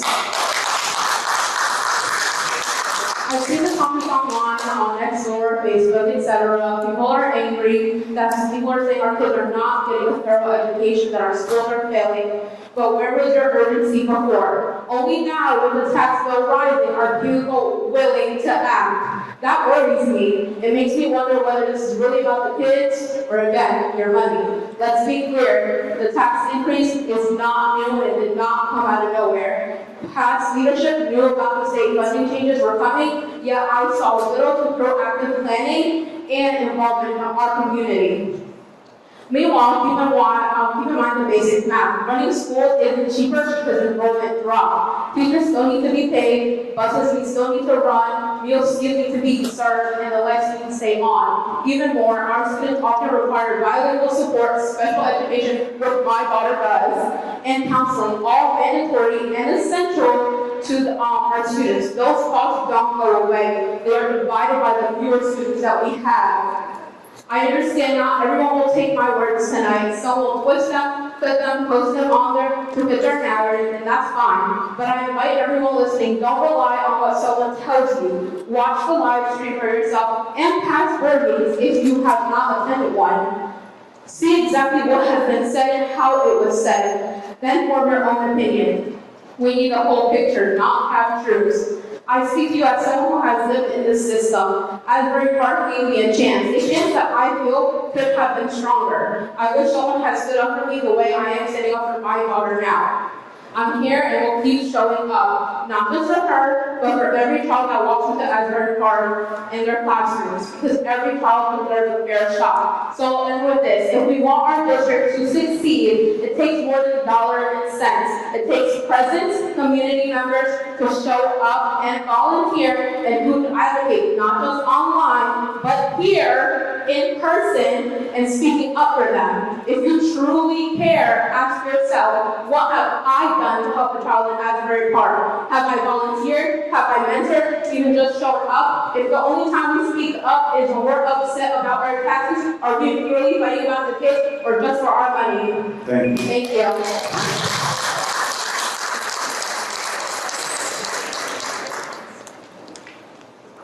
Hi, I'm Sharay Maxud, 415 Sunset Avenue.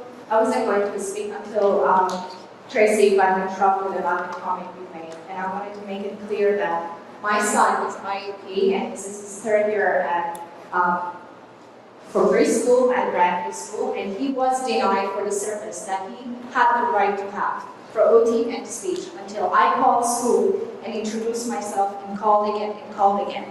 My son was not the only child that was dismissed for the service that is his right. There were 10 other parents, non-speaking English parents, that their child was denied for the service and it was their right. They were told, my son's friends, that he is getting OT and speech and he was not getting any of this with the last administrator. So it is important, Mr. Tracy, please bring those up for our residents and our neighbors to know that. Thank you.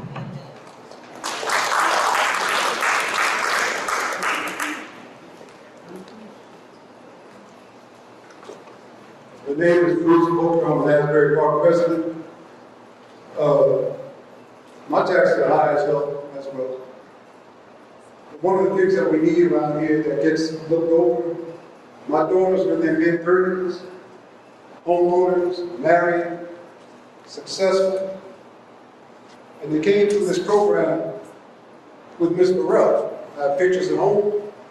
Anyone that knows me knows I'm an advocate of art, music, anything with creativity. And I support all of the arts because I think it helps people with their psychology and how they're raised. I mean, it seems a little minimal today with all the monetary crap going on, but this woman right here is a very important part of our community. And I think she needs our support in whatever way we can give it. A small room doesn't hurt. And if we can do that in any of these buildings, it would be appreciated. Thank you. If I see no one else.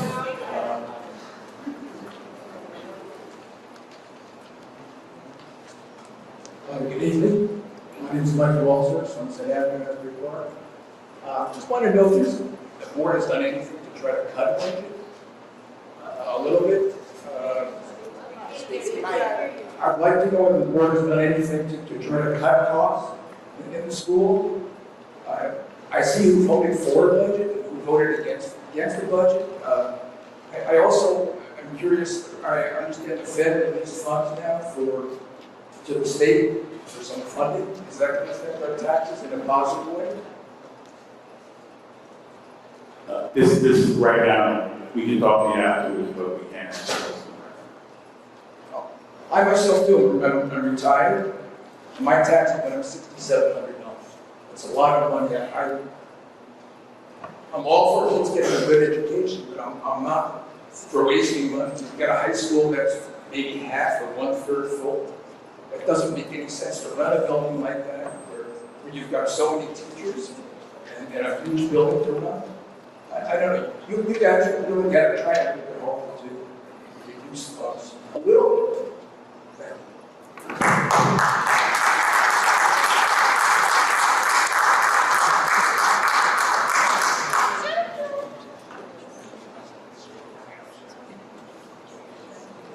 Hi all. Joe Grillo, and I can't believe I'm saying this address, but 3 Berkeley Place in Freehold, New Jersey. Still a homeowner at Cookman Avenue, but I used to be on the board, and I'm going to speak a little bit because I know you all can speak during this. It's not a question and answer session. Before I do that, I do want to first let you folks know about my daughter. My daughter went to Asbury Park High School. She spent 2 years before we moved recently.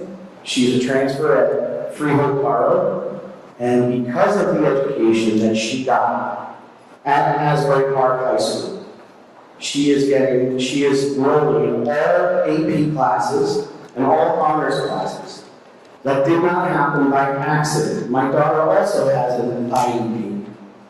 And it took change on the board to happen, for that to happen.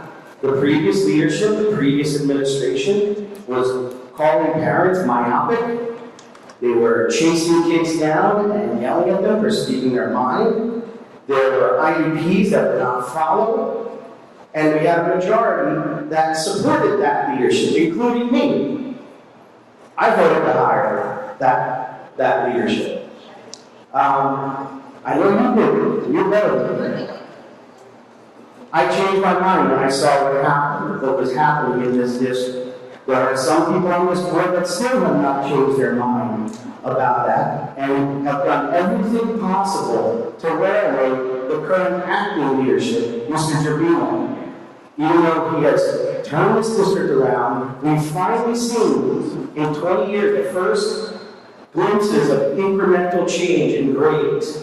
And that's something to be saluted and applauded. That's where my tax dollars are going.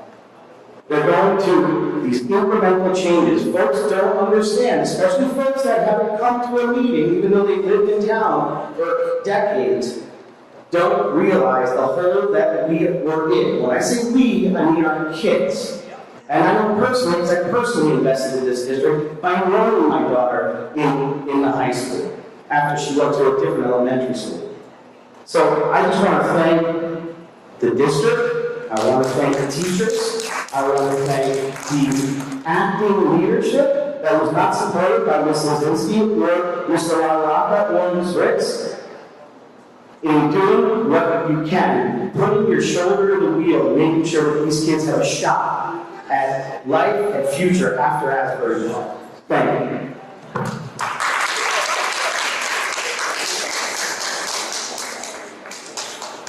Okay, we close public participation. Thank you.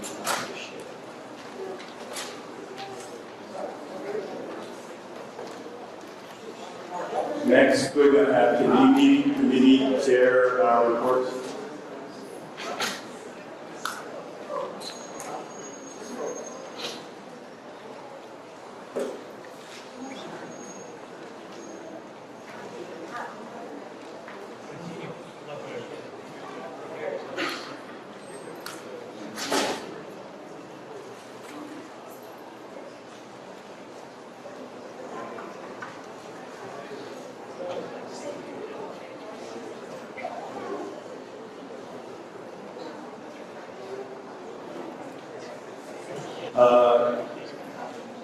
Can we have a report on the building and ground?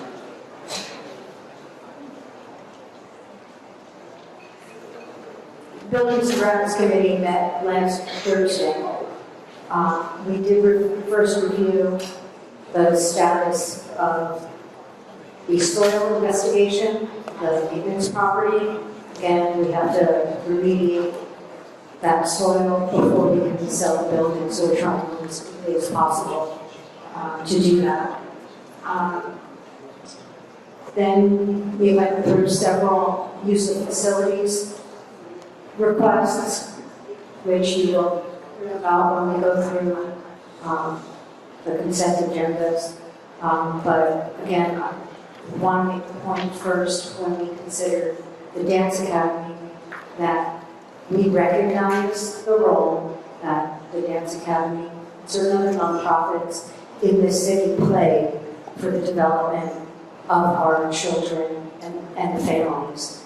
And we were racking our brains to come up with solutions that fall within the current policy and creative solutions that go outside those lines to come up with a way to give the Technical Dance Academy a home in our schools, because we thought it was important both for the Dance Academy and for our children, some of whom have never had the experience of being taught by Ms. Burrell. We will have to vote on that this evening. We have some ideas. You've heard the offer that came about this morning, and that came about because after Mr. Rogers and I continued to discuss it, he discussed it with the head of Buildings and Grounds, and the staff came together to try to come up with a solution that the district could coexist with and make this for the kids. And I just want to make the point when we talk about these things, that when we reviewed the budget that we ultimately adopted isn't just because of numbers. There are people and principles and commitments to our children and the community that are behind it. When you hear about salaries, these are not isolated, artificial numbers. They are human beings. So we are working really hard with what we have to respect our community, respect and appreciate the staff and what they're giving back in exchange for what we've been able to do to keep staff. So we will get to a vote on that a little bit later. We also did talk for quite a while about the proposal with PAL. And again, as we have school buildings that are currently underutilized, which we hope in the future will not be underutilized, as a result, we have been unwilling to sell any of those buildings because we'll never get them back. We are looking at ways to bring the community into the building and provide programming to really make the buildings come alive and make them fully utilized. That always comes with a cost. And so we're always weighing at what cost can we provide these programs and fully engage our buildings because, yes, you, the community, are paying for it. Sorry, excuse me, Wendy, before you move on to the next committee, I have a question. You just made a statement regarding our unwillingness to sell schools. I think 2 meetings ago, or perhaps 3, when discussing the potential to sell Thurgood Marshall, the issue as to whether or not the district actually has that ability, given that we've been funded in part by the SDA. And I think it was reported that board leadership was making an effort to discuss with the SDA exactly what we can and cannot do with our buildings. So I'd just like to ask whether or not we've gotten any further clarification from the SDA, including as to whether or not we can enter into such a partnership for Obama and not use it as a school. And then also as it would relate to any other buildings. Thank you. Okay, let me address one. I may have missed something I didn't hear. Slacksman speak about the purchases to sell. Right now, we were told by the Commissioner of Education that he is interested in us pursuing a public-private partnership of legislation that was passed by the governor with Thurgood Marshall. And I don't want to scare anyone about what that means, and it is a big traumatic situation and that type of thing. We would look for major proposals, major transitions with developers and other different things.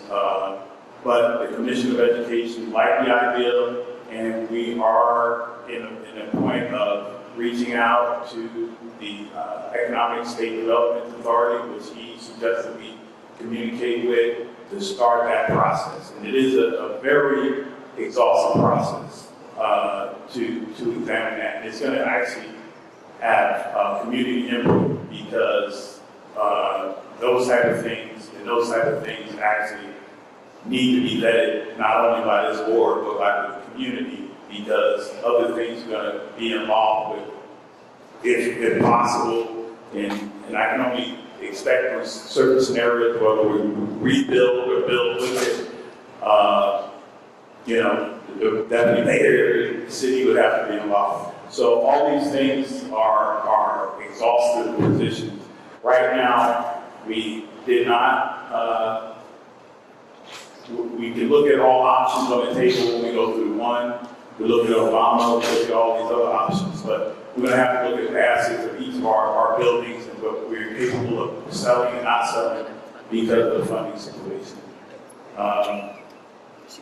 And I hope that answers your question, Ms. Ackerman. Mr. Rogers, you keep mentioning a meeting, and this has been this last year too, that you have the commissioner reference this idea, but we haven't seen anything in writing that he sent a letter saying that he's, considering this and this is what you have to do. We haven't been involved in any additional information. As a board, we haven't directed the administration to research any type of proposal. Nothing has happened since that one phone conversation. Nothing. You haven't been left out of anything. Okay, I just checked because it seemed like there was something else happening that. No, it's like I said, with the fact that we were closing the budget at the time, these initiatives were talked about and perspectives were made. Right now, yes, we would need our building the grounds, our attorney, and everyone else first to research what that legislation totally is, what it induces itself into the district. And like I said, this is an exhaustive process. I understand development more than anybody probably in this room. So it's going to take a good amount of time to actually look at the proposals and everything else. But nothing has been done without this board's awareness. And I really insinuate that stuff is, nothing isn't going on. This is going to be an exhaustive process, a very exhaustive process with these buildings. And the examination of what we can do with them are going to take a bit of time. And I hope starting in the fall, we can get rid of some of these other things. We can actually start getting the economic director, reaching out to the state to get the full analysis of what that legislation the government put in. And right now, how we implement it to start getting proposals to put out to developers to look at some of these properties. But exhaustively, if we're going to sit up here and go through all of them, we're never going to come up with a solution. You'd be picking 500 different projects to do at the same time. So we're going to have to decide what to focus on and what our next steps are. So can we answer Ms. Ackerman's question is that have we have verifications of the buildings that have used SDA funds? Can we sell them for any purpose besides the school? Have we got clarification? I think that's what. We don't have that answer as of yet, and we are intending to reach out to the SDA, to the Commissioner of Education again, and look at all those proposals on all the buildings. And I think that should be part of the exhaustive process. I'm not I have a question. Is this your report? Oh, you were done with a question.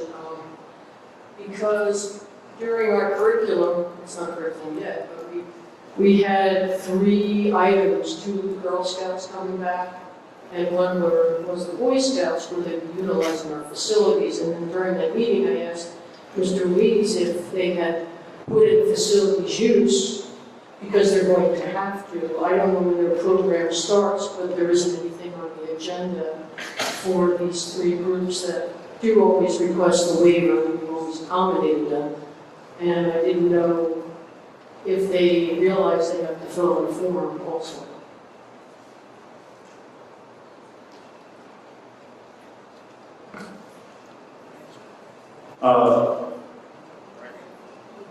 I mean, it's not on the agenda, so I don't know. We have received information. Okay. We don't know But what the these only look time you would see a use of facilities request on the form is if they're asking to waive fees. So if they're not asking to waive fees, you will not see it on the agenda. No, I understand what they usually do, so I didn't know if there was like they didn't put a form in. I just wanted to clarify. If they put in a form in and are not asking to waive the fee. No, I understand. But I did ask Mr. Goldfarb, I'm just waiting on the answer. Did they do the proper request? And I want to say this, the Dance School Academy leader is here, and I want to thank her because she brings power when she steps into a room. And to get our staff, and I want to also commend our acting superintendent, for his staff to step up the way they did, to actually volunteer their time. You have some power in this, residents and district employees, so I applaud you, and we will be discussing that in executive session as to what we're looking forward to. But I want to thank you for even bringing the opportunity for us, because I think it's a great opportunity to have in the school to recruit more of our kids, and you lead us, and hopefully we get a break on any performances. Just wanted to ask a couple more questions. Bert, did you talk about the tennis courts in the buildings about the? Did you speak? I ask every month that you speak about the stadium. Yeah, the stadium that's been sitting there permanently. The stadium, this high school stadium needs repair. Every month I ask if Buildings and Grounds has discussed what's going to happen with that stadium, and just any discussion. And okay, what's the status of Dorothy McNish? Excuse me. Right now, No is the answer. I understand. the minute for Ms. Lewinsky, it's great to have them in public forum. These are things that we should be discussing. Please send me an email and I will make sure. Is there an update for the public on the sale of the Dorothy McNish Center? Because we have. There's no update right now. Right now, like I said, please send me an email and also copy in the attorney and the superintendent, acting superintendent, and the board secretary, and we'll try to get any updates on anything. We are in the process of discussing these other buildings, like one trying to get the maintenance building, and that has been exhausted because of the environmental situation. Now we're looking at trying to set up for these other ventures. Please give the staff the opportunity to give you some written updates. I believe we discussed the tennis courts last month, and there was a resolution, this is Regina and Aaron and Christian walked the tennis courts. They agreed there was adequate room for the 3 tennis courts, and there was going to be, their contractor was supposed to contact the school about making arrangements for construction and work and finish tennis. Okay, yes, we, tennis courts are in the process of being developed right now. We will be 3 courts there. We have enough space to still allow us to put in a pole barn if necessary, but they have more proper insurance. They provided us everything we needed. They gave us a schedule of when they're going to be there, and that actually has been there over the last week and a half. They put the poles around the cabin, which we're going to hold the fence line. So they are moving forward there because I don't know, maybe it should be done by September, October. Thank you, Mr. Jewell. Which reminds me, one thing I did forget.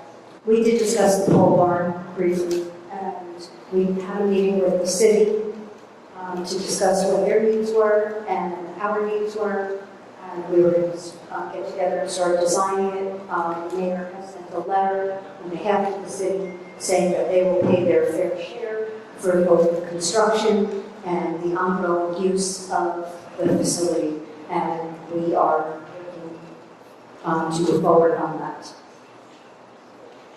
I have a comment on the pole barn. Have you met with the community to see their feeling on having that big monstrosity right in the middle of their neighborhood? I don't think most people are aware that you were planning on putting pole barns there. So we need to get that information out, maybe have a session. So the community can have input, so we make it later. And as a board, voted on putting a pole barn there. I remember us having the conversation, but we never took a vote. Well, Ms. Ritz, right now, we're in the process of selling the maintenance building, and we have to find a facility or place to put our equipment. We have a limited space in the city that we own. These are the only options that we're looking at. Right now, if you want to sit down with me and the superintendent to talk about how that goes with accommodating all the materials that we're losing in the maintenance building, as to where we could put them, and suggest some other options. Before that goes forward, I'll be happy to have that talk. I hear you. I still would like you to meet with the community, show them what you intend to put into the middle of their neighborhood. I don't think you should just show up with pole barns and start putting them up. The folks who live in the city actually have no idea. I'm sorry, I can't really hear you. What has pole barns or pole balls? Yeah, I can't hear anything, so I'm sorry. That's a pole barn, B-A-R-N. As I understand it, overall, After we where Barack Obama School is in the middle of a community.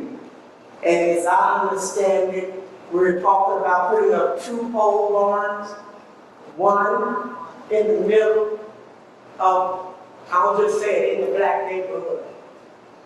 And the folks who live there don't have an idea. And I think we should have some type of session or community meeting so folks will know what's coming up in the middle of their neighborhood. At least they'll have some knowledge and possibly some say so. Okay, Ms.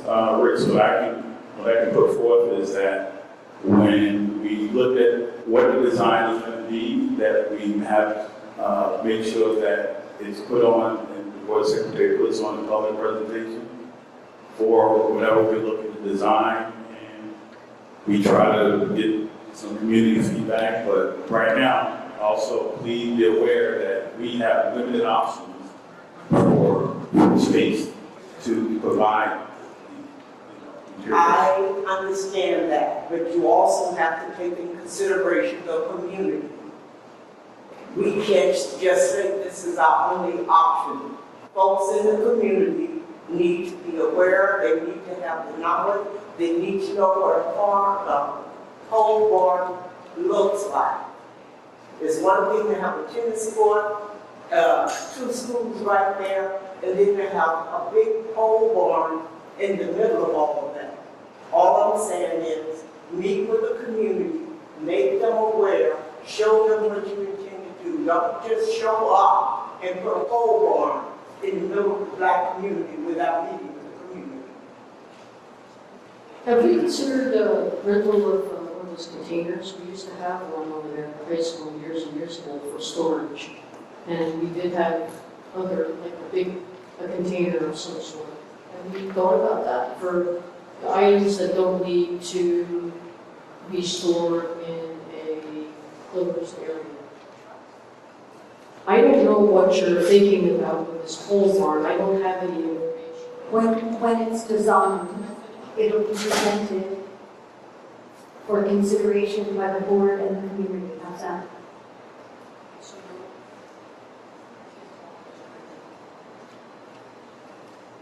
So no is the answer. That's just the question. Have you considered any type of storage?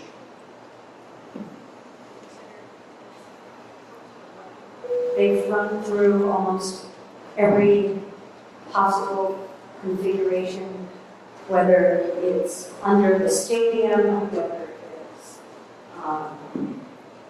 just out in vacant land. I mean, this is what needs to be done. In a lot of ways, I'm surprised it's coming up now. Maybe everyone should have said something before everyone voted on selling the maintenance building. don't understand you being surprised because I all this up before when we had the conversation in the executive session. So you surprised me with your surprise. We're happy to present it once a design is drawn up. It's not in concrete, it can be adjusted, but until we have a drawing, there's nothing to show to anyone, including this board and the public. Take your comment, and it will be presented publicly. Hopefully people will come to this board meeting and hear and comment. Has anybody thought about the inspection station that's right next to the graduate school, or the city uses it to store their fire trucks and a couple of their first aid equipment? I don't know if there could be an arrangement made for temporary place to put stuff. If that was available, then the city would not have come to us asking to share storage space. They don't have any space for their equipment and materials. They've made that clear.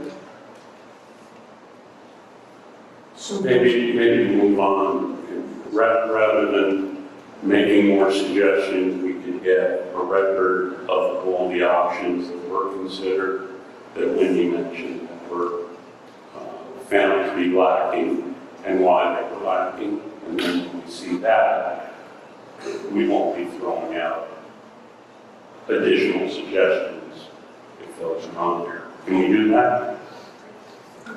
Mark, can we have tried, yeah, well,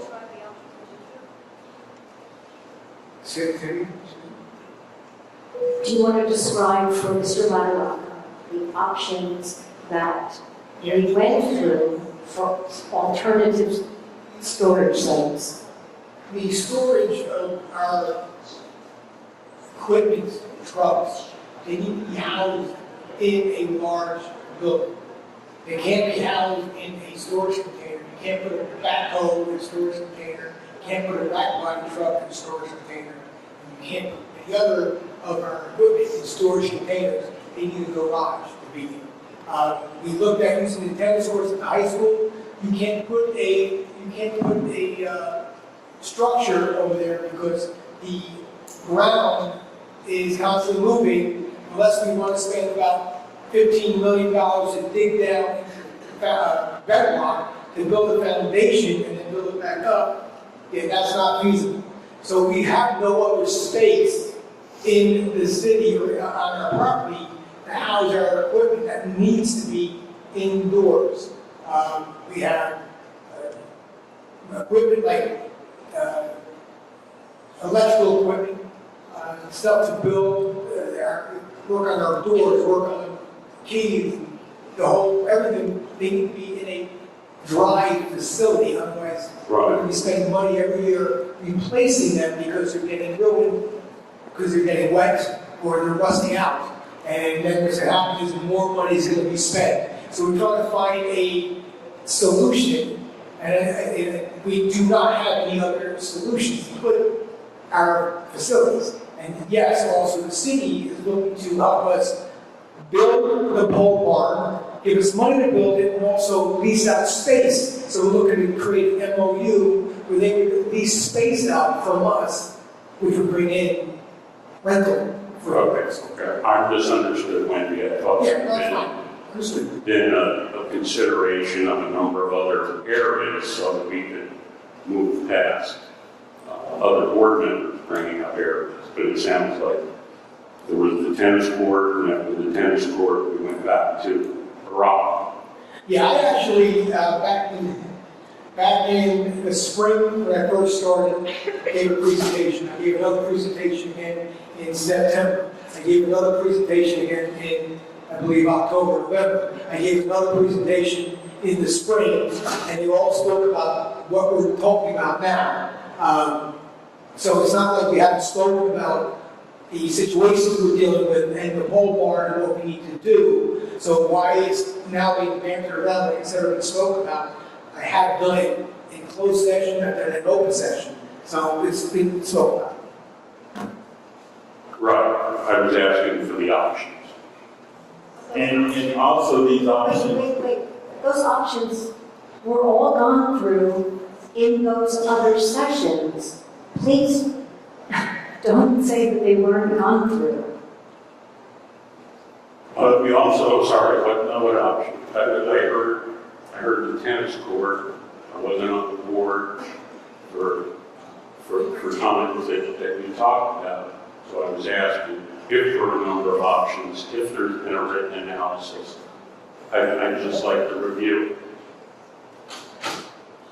When we look at these, most of our staff has gone through to look at, one, the factors of the equipment, the chemicals and situations that are going to be equipped or stored. Yeah, all these factors. I think he's just asking for it in writing, that's all. He's just asking for it in writing, that's all. No, right now. It's great, you can have it in writing, maybe you'll get that email back to you that you're supposed to get back. No, we're gonna, if people want that information, please present that question to the superintendent and his staff to probably give you an idea. But also, as I said, and I understand Ms. Rick's appreciation for what we build and what communities we build in. But knowing Asbury Park, we are exhausted with space. So please just understand that. If you have any other suggestions that you might think that we could store equipment and things like that, it seems like I have to toss up whether people say you want us to sell buildings and save us money or actually build where we get, with a limited amount of space. It just comes down to that situation. But can we go on to the next? I think finance was canceled. Policy was canceled. What else? Personnel department, yes, we did meet on August 21st to discuss the personnel matters that's on tonight's agenda. Okay. Athletics, we postponed.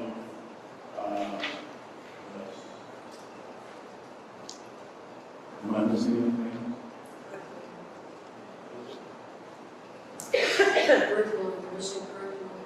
Curriculum, was that covered?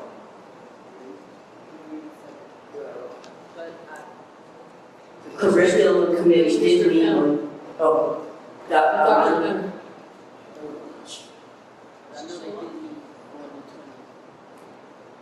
Dr. President Storm? I'm definitely still here. Curriculum, I'm sorry, you didn't hear. Good evening. I don't have any of that in front of me, obviously, because I'm not in the board meeting. So since Mr. Ruiz left, Barbara, since you were present, if you would like to, you could go through a couple of things we talked about. Sure, there's a couple of items on there that are new, some are renewals. There is a item for Georgian Court for esports, I guess we call it a curriculum, an agreement to have kids earn some credits at their college. At the time of our meeting, Mr. Medina wasn't there. So we didn't have a lot of information. I've had information forwarded to me by Mr. Ruiz, but I don't believe the board received any of the attachments about the program in their packet, so I don't know if they're ready to discuss this item. And I had some additional questions. Do we have the curriculum for esports? No, from the email I got, that's one of the questions I have. They haven't developed a curriculum for this, but I'm not sure. It seems that they want to, Well, if we there's don't an agreement too that needs to be reviewed, because I don't know if the attorney has seen it. They attached the agreement to our agenda. So there are some things that the board is responsible and the district is responsible to do in accordance with this agreement. Yeah, I'm going to read the email that Mr. Ruiz sent to Ms. Lozinski. And Mr. Pettit says, he was expressed concern about having a curriculum in place before the school year starts. I'm going to read it verbatim. I appreciate the concern. I want to reassure the board that the complete curriculum is already in place. We're using Game Plan, a nationally recognized platform that provides the full curriculum and lesson plans for esports education. This ensures that our teachers and students are working from a structured standard, aligned program from day one. This curriculum is the same curriculum that was approved and used for our esports after-school program, MLK. And the partnership between Georgia Court will accommodate a later start of our time for curriculum development. That was the question. In addition, the program is supported by Garden State Esports, which partners directly with the state of New Jersey to advance esports as part of the state's educational initiative. Their curriculum alignments, NJSLS, professional development, and technical support ensures that we are not starting from scratch, but joining a statewide movement with a proven infrastructure. So these are the questions that were asked and that were responded to, Ben. No, it sounds like it's fine, but out of order, we need to approve the curriculum. Yeah, the curriculum. It's going to be fine. Curriculum is going through Georgia courts and the game plan, which is where they, it's a college offer. But don't we have to?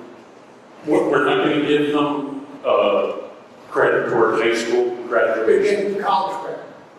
Just college credit. And then they're going to take it outside the regular. Actually, so I have to find out exactly where it's at. But it is a college, but it's just like Brooklyn Community College, but it's only through Georgia Court. That's what it is. Is that the same, how the Dream Academies work, right? Right. Yeah. But the Dream Academy, unless something has changed that I'm not aware of, the Dream Academy is funded by the Jules Plangiers Foundation to allow the children to obtain credits through. No, we fund it. When did that change? I've been paying for the line for at least 5 years. We pay for every student that attends Brooklyn Community College. We have to incorporate that in our budget. When did it change?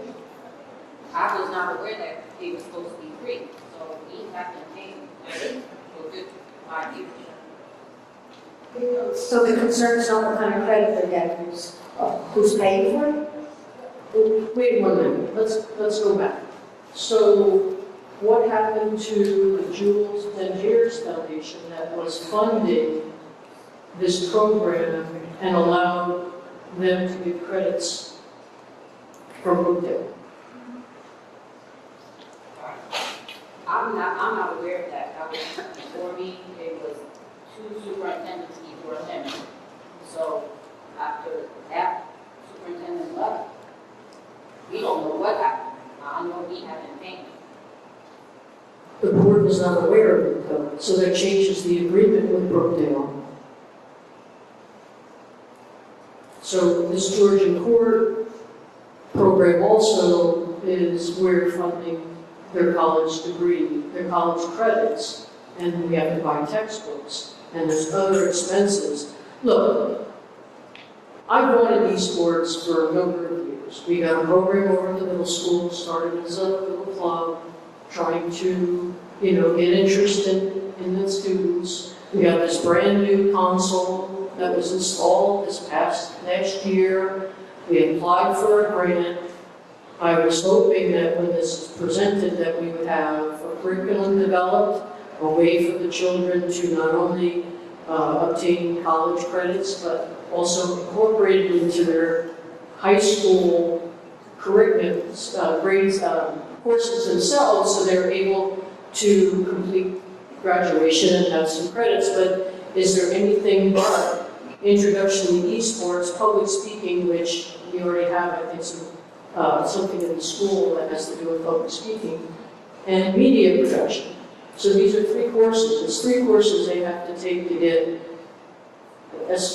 part of a minor that they could graduate with if they graduate from Georgia Port. So I want the students to be successful. So what are they going to be able to anticipate obtaining during this program when they graduate high school? That's what I want to know. And it's now August, school starts next week, and this isn't a complete thought yet. Okay, so my concern is that this answer was given to the committee on Tuesday of this week. And why are the questions now coming up again when the answers to questions that were asked at the committee meeting were provided to the committee on Tuesday, now it's Thursday, and now there's still questions, but answers, correct me if I'm wrong, Mr. Mike, not here, but questions regarding agenda items are supposed to occur before the board meeting. So again, Tuesday, these questions were answered, they were given out, it went out at 3:24 p.m. on Tuesday, and here we are on Thursday, and this all can be clarified prior to tonight. Yes, but every board member should get this information. Understood, but you're asking questions. Yes, I am asking questions tonight because the board is unaware of what was discussed in curriculum, finance, buildings and grounds. There was no policy. We don't get minutes. We don't get back up with our agenda. I don't want to get all into it, but the board has to know that this agenda item has, and other agenda items might have some gaps that I think everybody needs to know because we don't get minutes. We don't get back up. The curriculum committee was last Tuesday? The information. Thursday. Yeah, but the information wasn't available on Thursday. And I got it Tuesday afternoon, I guess, they're saying in an email, I don't have the time. So Wednesday, Tuesday night we get our agenda, I get information from a Thursday meeting on Tuesday, no one else has it. Yeah, I have to do my research too because it says there's no curriculum and we don't even have it in Atlas. I won't even get into Atlas because there's stuff missing from there. So I have to bring it to the board's attention, it's my duty. Yeah, it is my duty. It's our duty to discuss these things. If they don't know it's missing and they see an agenda and it looks great to them when they're not informed, they can't vote on it. So why don't you attend the committee meetings?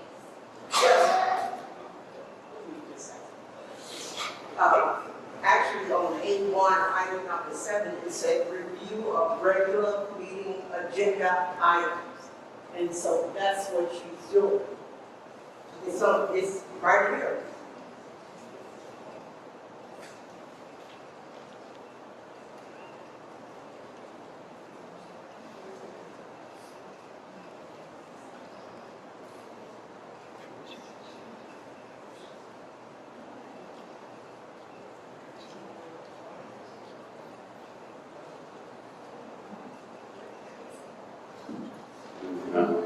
The program would start later. I would suggest we table it and get them high school credit. So they're taking one class. And You can't give high school credit for a college course, that's what it's a college course, just like Brookdale. But we will discuss it further. But a lot of these questions should have been asked prior to tonight. End story. But it's not even worked into the schedule yet, the kids don't have schedules.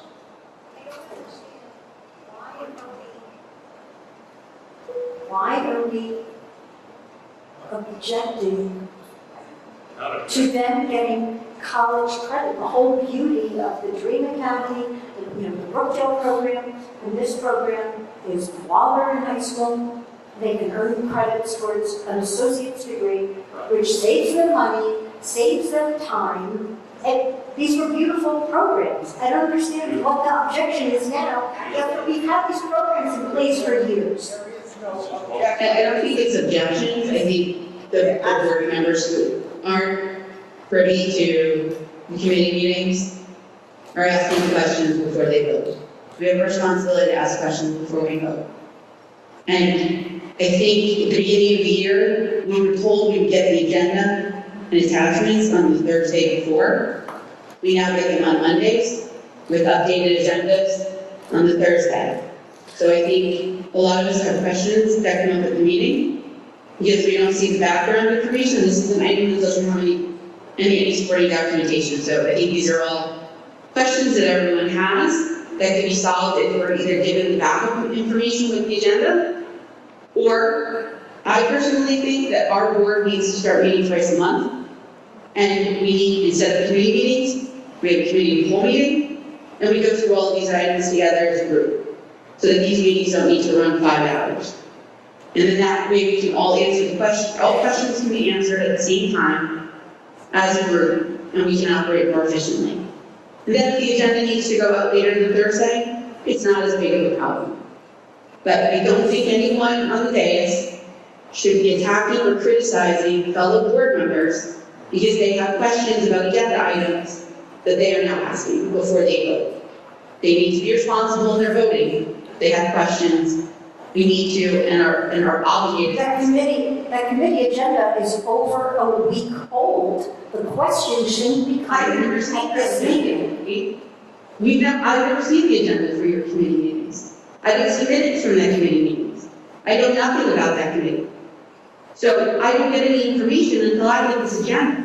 And if this agenda comes without backup, I have no information other than the blurb that's posted on the agenda. So I don't know who your other committee meetings are. Certain people on the board are on almost all the committees. Other of us are only on 1 or 2. So my point is that instead of individual committee meetings, we have a group meeting, an operating meeting, where we go through all of the issues for the agenda for the month, and then we have the meeting to vote. So that's what I'm raising. But to say that we've had the agenda, the curriculum agenda, or any of the other committee agendas in advance, we haven't. And that's where these questions are coming from. You did see this item on the agenda Monday when the agenda was sent out. On Monday? Yeah, on Monday. Today's Thursday. Find a way. That's your responsibility as a board member, and not to sink in a second 5-hour meeting to go nowhere. Actually, I think it would be the opposite of going nowhere, but we can agree to disagree on that. Either way, I would move to table these 2 items, either until a special meeting is called to resolve them before the school year starts, or until the September meeting. That's, I think, where we are as a board. Also, has Mr. Rogers left the room? Yes, sir. Well, I don't think we can do anything until he returns, correct? No, we have five members. Okay. Mrs. Glassman is on the meeting, she's the vice president. Okay, well then my comments are to motion to table these 2 agenda items until the full board has the information they need to make an informed decision. Is there a second? Yeah, questions, discussion? Roll call. This is a motion to table B6 number 25 and 26.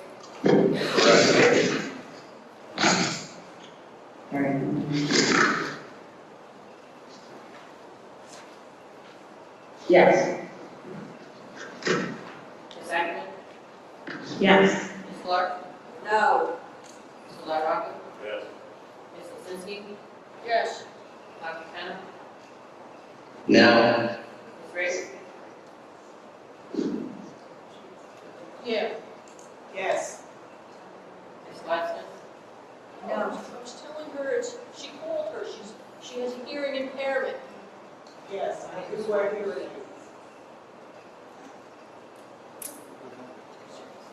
Mr. Rogers is in here. He's not here, we have a quorum, so he would be listed as absent. One second, the vote's been taken. When did you get? The vote's been taken. Wait, it's not voted, right?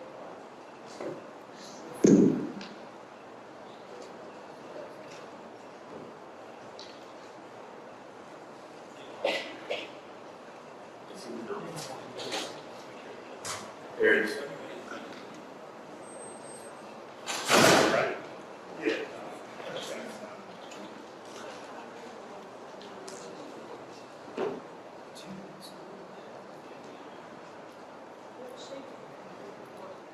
4-3. I'm sorry? Votes are 4-3 right now. Table. Who's gonna vote?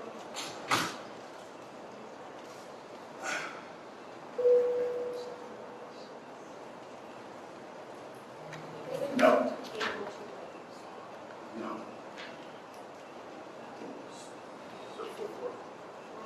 The vote is 4-4, so the motion does not pass. The matter is not tabled. How does Mr., I'm sorry, just a quick point of order. How does Mr. Rogers vote on an issue he wasn't in the room for the discussion? And also, my understanding is that we shouldn't be having private conversations from the day of this spring in an open public meeting. Okay, this is Adam Weiss. Mr. Rogers walked into the room before the vote was closed. The board secretary, if I'm not mistaken, asked him for his vote. He said no, and so the vote is 4-4, as called by the board secretary. So the clarification was voiced. So, just for my information, I'm not arguing your position, but if a board member is not present during the motion and second, and doesn't have information about what he's voting on, I guess anybody can just walk in and vote. I'm just asking that, it's just... It would be my position that Mr. Rogers left the room for approximately 5 minutes, perhaps for a comfort break. The motion was made. He walked in the room. He was advised what the motion was. That was a motion to table. That was made by, I believe, another board member advised him what the open vote was. The vote was taken and closed. So it's my position that while he may not have been in the room when the motion was initially made, he's a full-fledged voting member of the board, and he was absent for a moment or 2 or 3 or 4 or 5 from the room to go for a comfort break or whatever it was. He's returned, and upon his return, the board secretary, I believe, asked for his vote, at which time he said no. So from my perspective, he was in the building where the meeting was held. He was on a comfort break. I don't believe that we're going to start taking, it's not my practice to start taking roll when someone uses the restroom and then trying to tell them that they are not eligible to vote. That's not within my authority, certainly to do. But as a parliamentarian, it's my position that he's entitled to vote, and the vote was cast and the vote was recorded. Okay, thank you for the clarification. That's what I was looking for. Thank you. And just so everybody's clear, just in case there was a question. Thank you.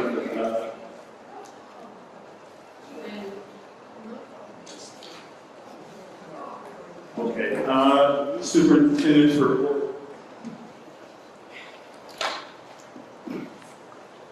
All right, thank you. This is going to be shorter than last month. A lot shorter.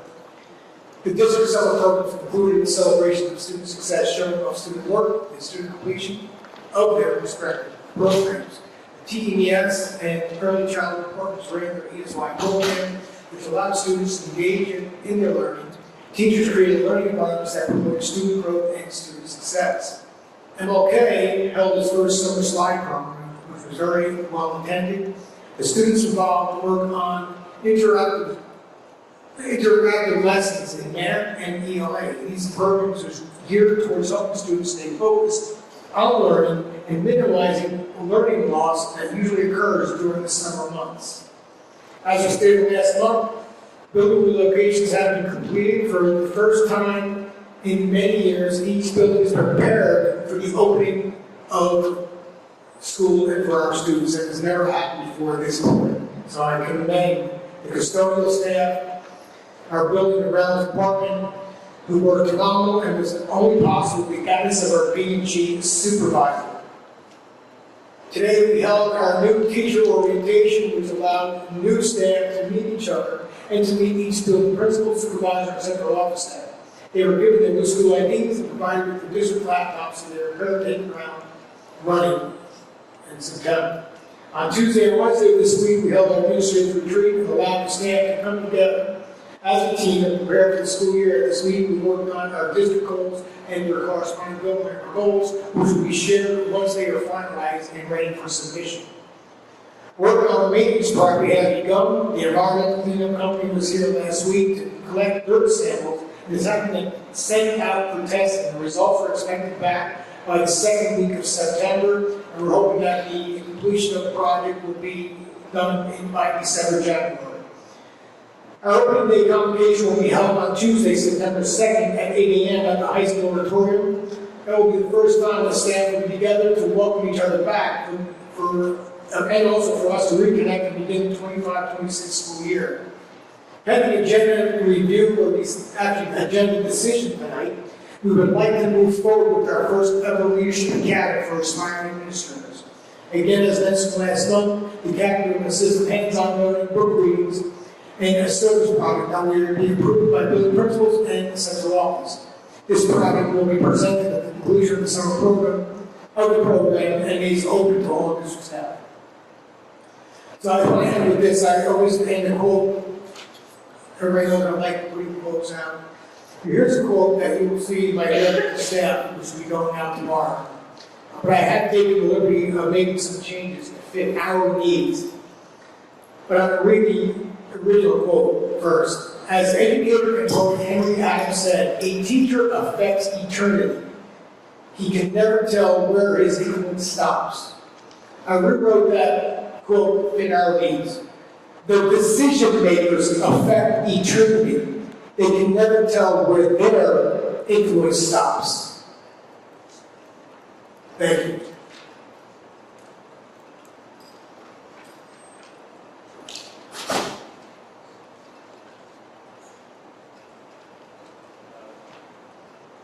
State monitor's report. No report this evening, Mr.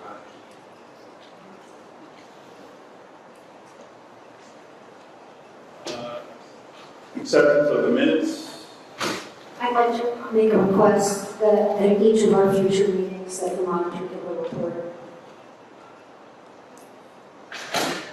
I'd like to make a motion to table the minutes until the next meeting. I have several corrections that I wanted to go over with Mrs. Brown, and I think everybody should see the corrections before they approve the minutes. So I'm going to make a motion to table until next month. Questions, discussion?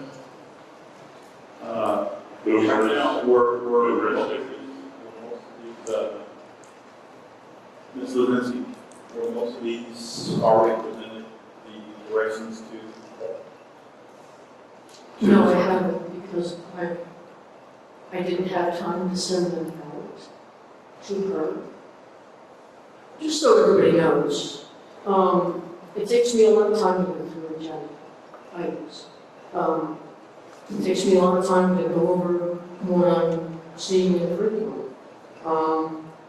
So sometimes I don't get a chance to write all the questions I have for all the individual items. If we got minutes and backup and some of the stuff, I wouldn't have all the questions. Because it takes time to look through the agenda.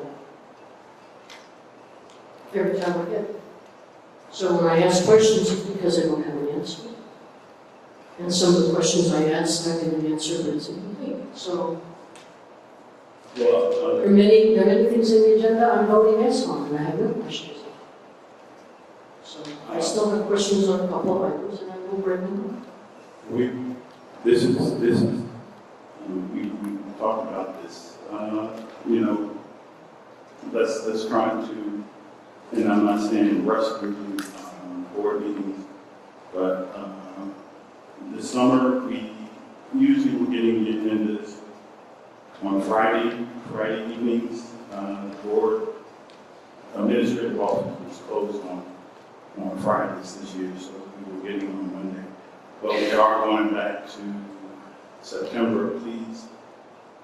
Please try to get as many questions to the administration as possible so we can alleviate a lot of this information and I try to get those back.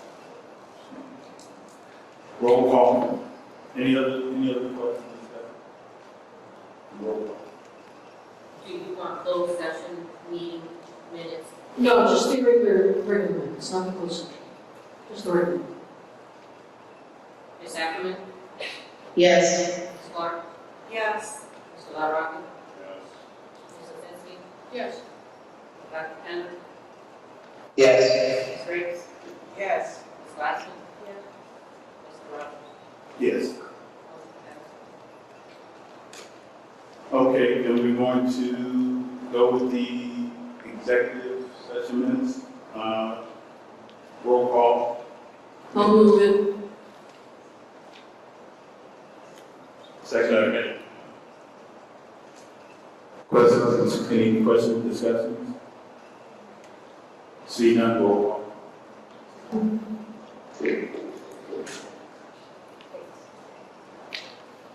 Ms. Ackerman? Abstain because I haven't seen them. Sorry. Ms. Clark? Yes. Mr. Longrock? Yes. Ms. Lozinski? Yes. Dr. Penna, you abstaining. Ms. Riggs, you're abstaining. Ms. Watson? Yes. Mr. Rogers? Yes. Thank you. We're going to go into executive session. If the attorney could just explain that, we can make a motion. Sure.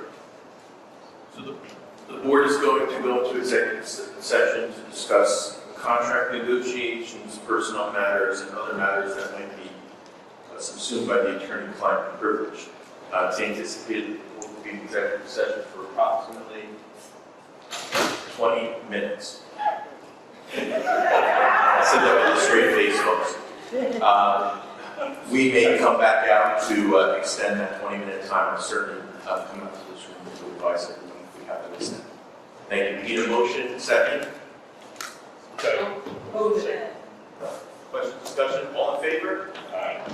Will Dr. Penn and I be included? Oh, I'd like, Yeah, choose. Do it here. can I, I made the motion to go in executive session, so I'm going to Make a motion. revision my motion. I'm going to bring it back on the table according to the rules of, Robert's Rules of Orders. I'm going to amend my motion to go into executive session and also include virtually Mrs. Ackerman and Dr. Penn. But to be specific, Ms. Lozinski, I think part of that motion is to suspend the policy. Right. Thank you. Regarding Virtual attendance. discussion. Questions, discussion? Questions, discussion? I see none. Roll call. Who seconded? Myself. Roll call. There's a motion to amend the prior motion to allow virtual executive. By suspending the policy. I'm waiting for them to dump. I'm waiting for the vote. Exactly. Just waiting for the vote. Then Do I vote? Yes. Just want to confirm. Ms. when Clark? they vote, Yes. Mr. Longrock? Yes. Ms. Lozinski? you got me? Yes. Dr. Penna? Yes. Ms. Riggs? Yes. Ms. Watson? Yes. And Mr. Rogers? Yes. Are we staying here? Yeah, we have to stay here because. We have a roll call on the consent agenda.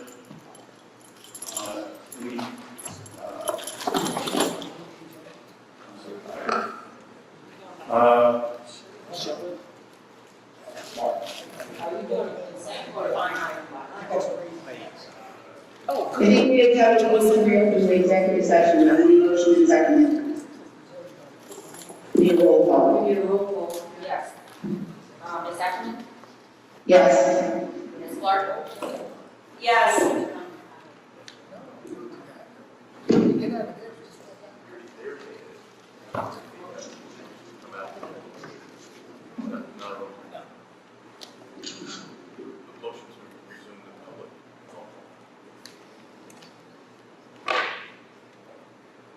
Ms. Clark? This is a motion to resume the public. Yeah, yes. Mr. Longrock? Yes. Ms. Lozinski? Yes. Dr. Penna? Come back, Ms. Riggs? Yes. Ms. Watson? Yes. Mr. Rogers? Yes. May I make a suggestion to go page by page, so that way, if there's a question on the page, we can get through it, and that way some pages may not have questions. This is why I won't have multiple meetings in a month.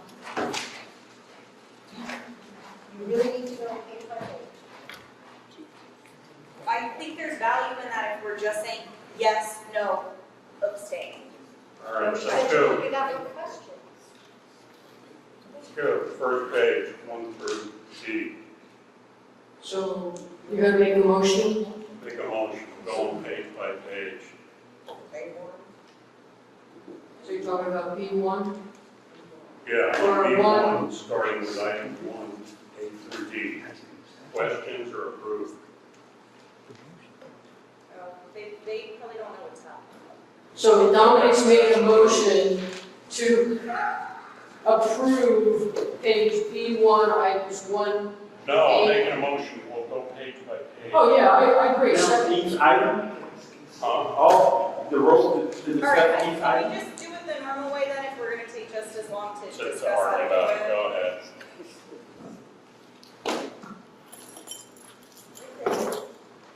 I need a motion. Where are we?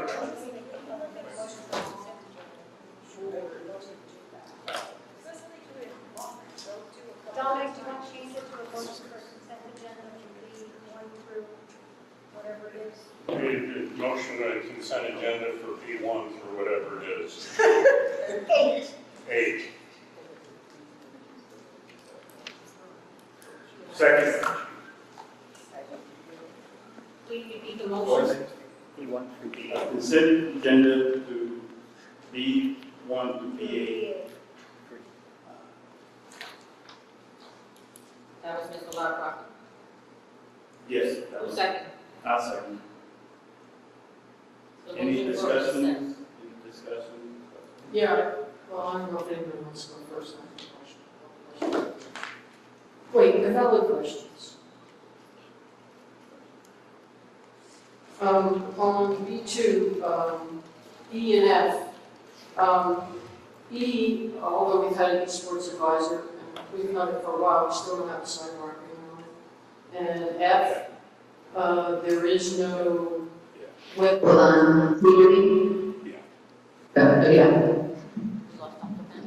I'm sorry? It's E and F. In F, there is no web content liaison, and there is no liaison for virtual schooling in our expired collective bargaining agreement, and there is no sidebar agreement on those two items. So they don't exist. Since we ended the discussion before, when we were going over agenda items, I couldn't carry that.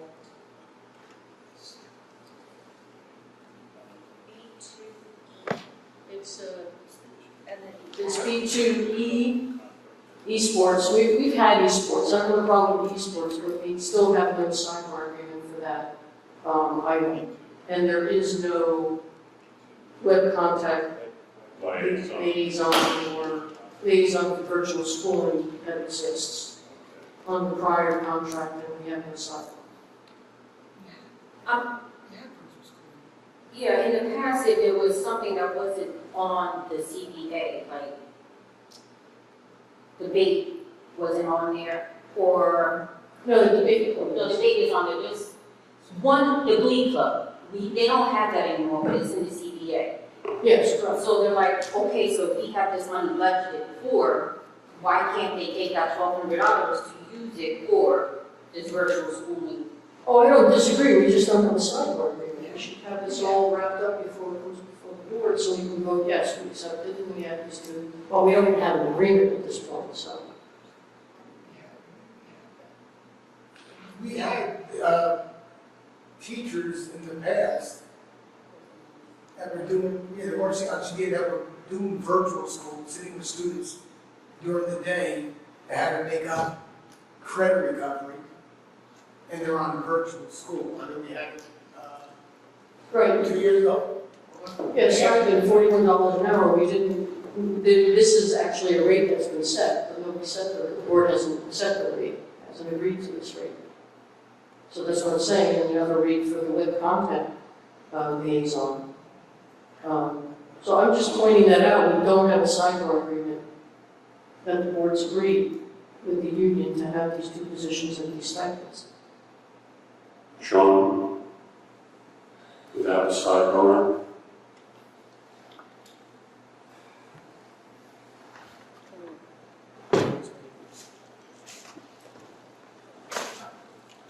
So you're asking me if there is an existing sidebar agreement? if there is not, So, what's the what I've point? seen before is there's a supplemental instruction rate that perhaps be substituted in if it's that generic category. But Ms. Blazinski's point is well taken that if it's, typically they're outlined in the CBA, the different types of activities and stipend associated stipends would be there. I don't know if your current collective bargaining agreement has a supplemental instruction rate, something like that. Also, if there's past practice, perhaps that's a consideration. I would defer to you, Mr. Weiss. My understanding is that it is a past practice. Let me give you my concern. My concern is that school starting next week, and I don't want any kids to not have instruction. And my thought is that if you pass it and there's an issue that such that a sidebar is necessary, well, then we'll make a sidebar. But my concern is that we'll butt it up right to the beginning of the school year, and I don't want to see kids not have instruction for 30 days because we have to wait for the next board meeting. Does that turn into a special meeting, in my opinion? Okay, so voting will be contingent on the subsequent sidebar.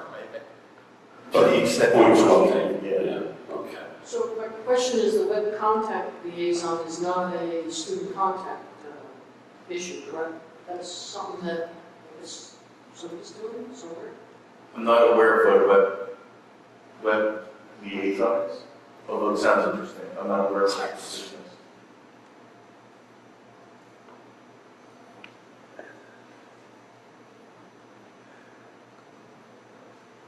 I don't know.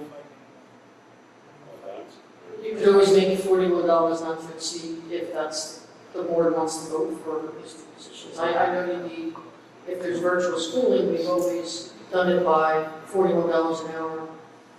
They have a summer school or after school or whatever for virtual school, so I'm not very sure what this is either.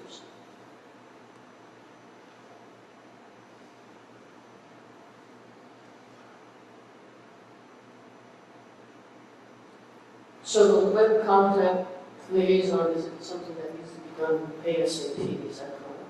Because we have somebody that does the web page in central office, we approved a stipend for her. This is just for the high school. It's the high school? This is just for the high school. This web content liaison, this is just for the high school. Are every school expected to have a web contact liaison? I'm not sure about that, but I just know that the high school has asked for this to happen, so to the person that's going to manage it for the high school. Can people web content liaison? Is it not student facing? Is this content that's prepared by the students?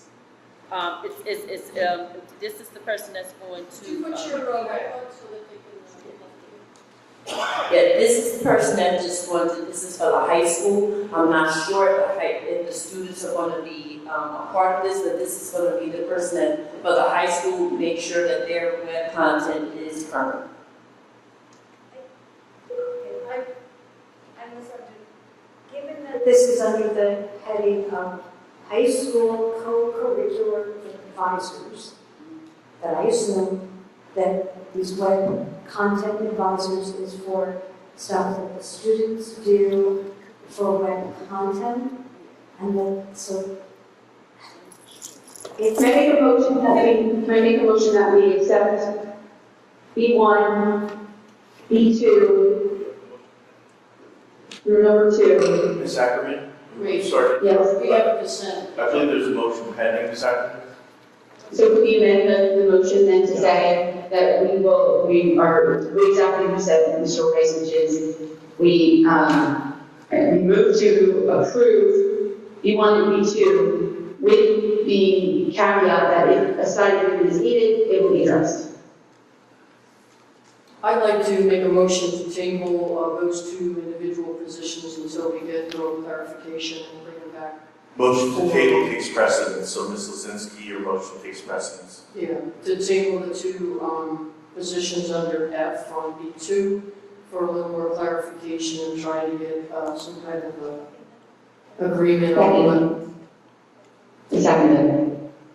what it is. Question, discussion? Keep putting this stuff off the whole fall session will be over before they have The a process is taking to it, Roll call. Is a motion to table B2, letter F, the web and virtual learning?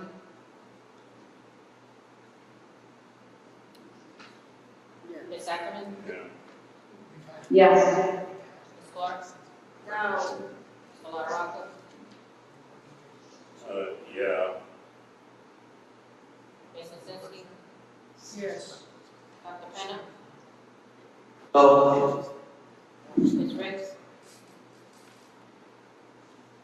Yes. Ms. Glass? No. Mr. Rogers? No. Okay, I have another question. I was just gonna make a recommendation, like, can we vote on stuff, and if you guys are uncomfortable, can you just vote no? Yes. Yes. That's not a problem. Okay, do you have questions? I mean, like, unless you have questions about, like, the people getting hired, I just don't know if any of this stuff, like, I don't know, am I the only one that thinks it's crazy that it's gonna be midnight before we leave here? No. No, I don't, Kristen. That's, I do think it's crazy. You're absolutely.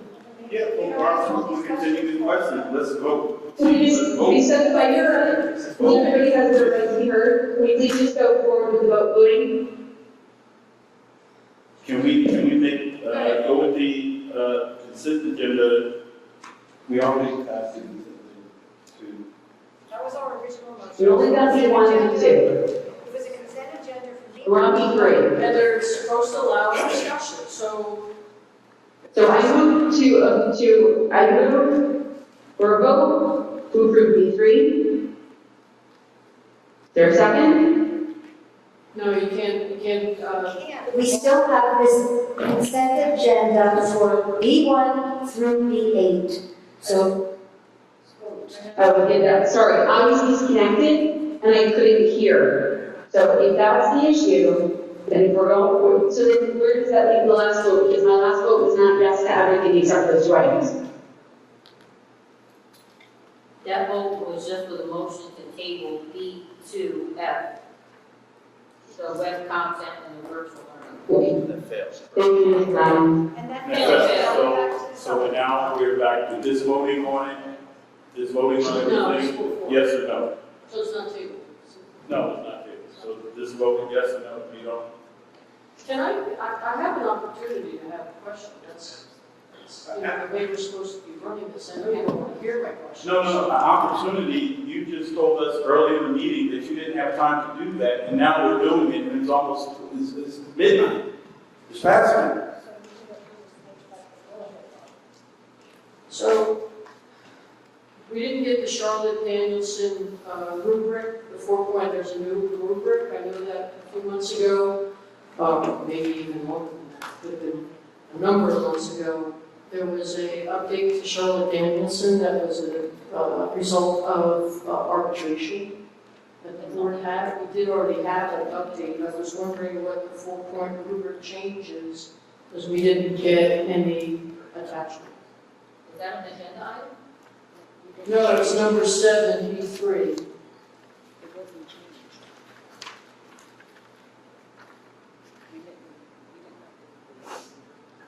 Yeah, B3, number 7. It's the evaluation tool and rubric. It's a 4-point, we have to look, but it's always been a 4-point rubric. Yeah, Yeah, but is there new wording to it? I don't know why it's on the agenda again, because we already approved something a few months ago for Sheldon Danielson. Ms. Lozinski, my only concern is that the board is required to approve the evaluation rubric about 1 time per year. My concern would be that if it's not approved tonight, the administration cannot evaluate people. I had no idea, that's not how it reads. It says reapprove the, I just had a question, and the question is no, there's been no updates. That answered my question. If I read this, it says recommend board approval for Charlotte Danielson evaluation to include a certificate staff. A 4-point rubric has been established. Well, it's always been a 4-point rubric. No, I just thought there was a change, that's what I asked, and you just answered me. Okay, but change is what I'm saying. So again, every year, the Charlotte Danielson has to be approved by the board. That's all this is. Okay, Reapproved. Okay, Mr. Weiss clarified, and I appreciate that. The next one I had was the policy. It's the same exact policy for the yonder patches with the pouches, which I don't have a problem with, but it should be linked up to the code of conduct, which it doesn't, and it says that the offenses are on the building webpage and the student handbook, but they're not on the webpage, and there's no regulation that would outline what the violations would cost or what the discipline would be. So we have this in, we are revising the code of conduct, but it will be included in the code of conduct? Is that what you're asking? Yeah, it should reference the other policies that it would go along with, it doesn't reference them. And was the code of conduct changed to reflect? No, it's not, it's gonna be, it's gonna be on next month, we're gonna be revising it to make sure that the down pouches is part of it. Can I just make one concern known? My concern is that the policy is called Younger Pouches, which is a trade name. I would suggest that we change it to cell phone pouches or smartphone pouches or something like that. That's not, could not be confused as an endorsement of a company by the board. One other question I had, it says there's an M next to it, which is mandated. The only policies mandated are the ones by law. And until the state, I mean, we want this, but I understand what you're meaning, but it's technically not mandated policy. Yeah, and Ms. Lozinski, I want to address what you just raised, but Mr. Capel has to change the camera's battery. So if we could just take a quick pause, and then want to address what you just raised. Hoping we don't have the parent center by June. Agreed. The class will be moved, but right now it can be running there because we have the building space to be able to use it. They're in the understanding that it can be moved to another location. So you want to keep it Yeah, keep it there? there right now. It actually does have people in the building, costs us less more insurance than it does with the completely empty. On the agenda, this number one, we talked about this before, about the per diem hourly rate, that we don't have sidebar about that, and the contract's expired. I think we dealt with this a couple of meetings ago.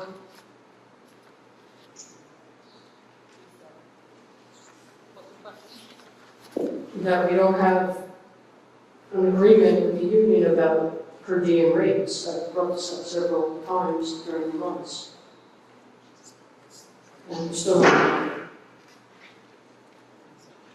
This is their salary per diem, so they can teach this extra period with it, ERI.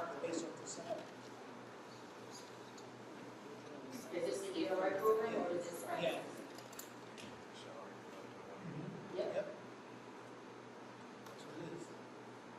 But wouldn't that be included in the contract, that you're going to be paying a per diem rate for an extra period that you teach? So, Mr. Weiss, keep in mind, if I go straight here, what I've seen, like the existing contract remains in effect until the successor agreement is approved. And what I've seen work here is an aspect on these types of things that says, that notes that subject to change upon final approval of the contract, and then there'll be a little retro if that's appropriate. But to move forward, because the existing contract's in place, and that is their hourly rate, right? So that's what I've seen used before, if that's acceptable. Yes, I agree with Mr. Boyce.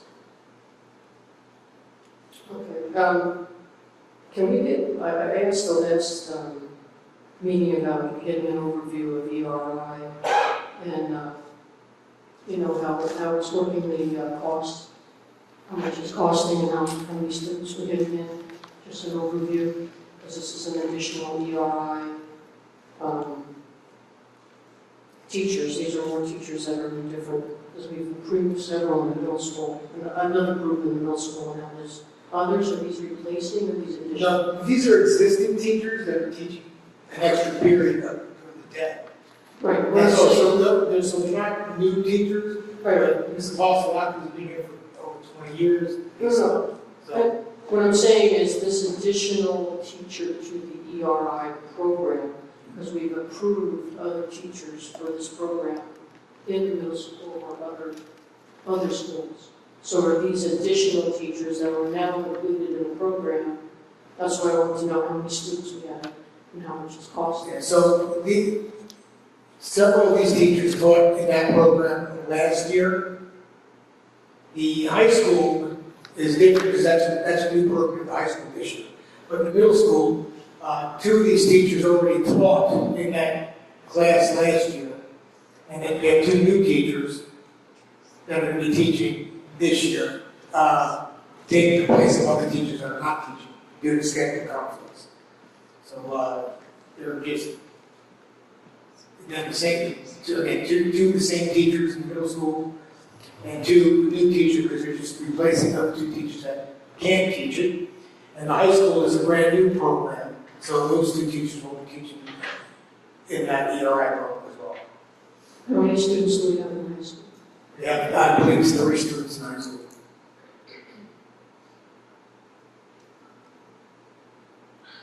Okay, any other questions? Not, let's go.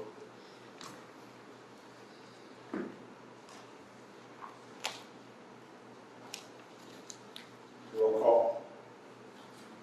Ms. Ackerman? As to B1 to B2, abstain on 3 and F, E and F, number 3. I'm sorry, I'm not, Sorry. too loud, it sounds muffled.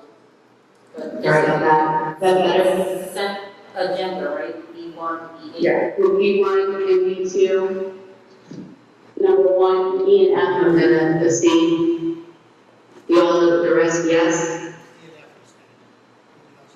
B3, the page B3 is yes to everything except for 3, F, and G, I abstain. 3, F, and G? Uh-huh.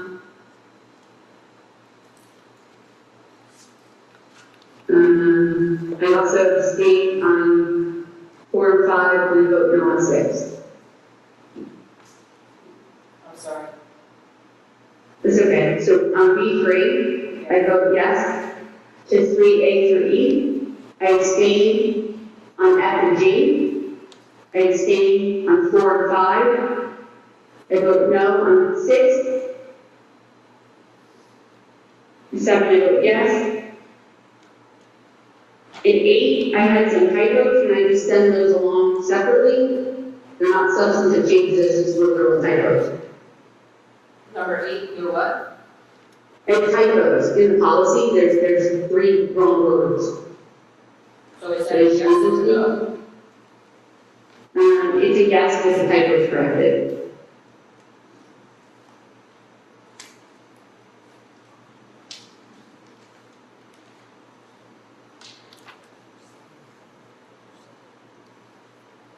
Nine to 14, yes. B4 through B5, is, yes to everything except I abstain on 12 and I vote no on 13. B6, I abstain on 24, yes to 27 to 28. I'm sorry, E5 is yes? B5 is yes to everything except 12 I abstain and 13 I vote no. Yes, that's page B4. Page B6? B6 is abstain on 24 and I vote yes on 27 to 28. 25 and 26 were, they weren't tabled, so I vote no. So abstain to 24, no to 25 and 26, yes to 27 and 28. No to 25 and 26? Yeah. B7? Thank you. No, I don't have a B7, so I'll just abstain. B8? I don't have a B8 either, so I'll abstain.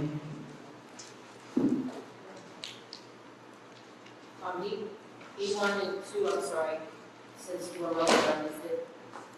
It's okay. Is this better? Yes. B1 and B2, yes to 1A through D. Abstain on E and Abstain at E and F? F. Thank you. Ms. Moore? Yes. To everything? Yeah. Thank you. Mr. LaRocca? Yes. Except.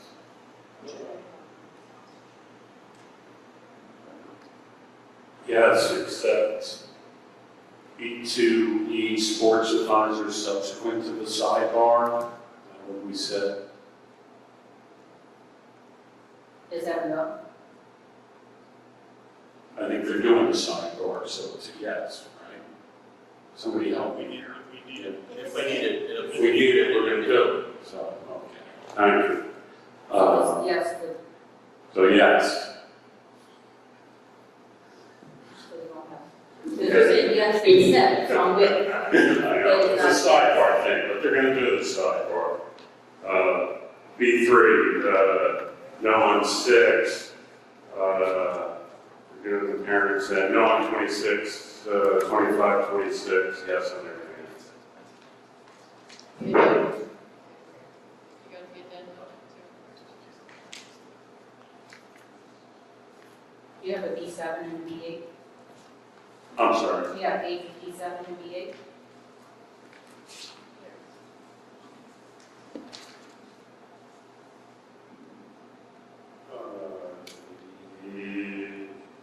Yes. Yes on B7, B8. Mrs. Simpson?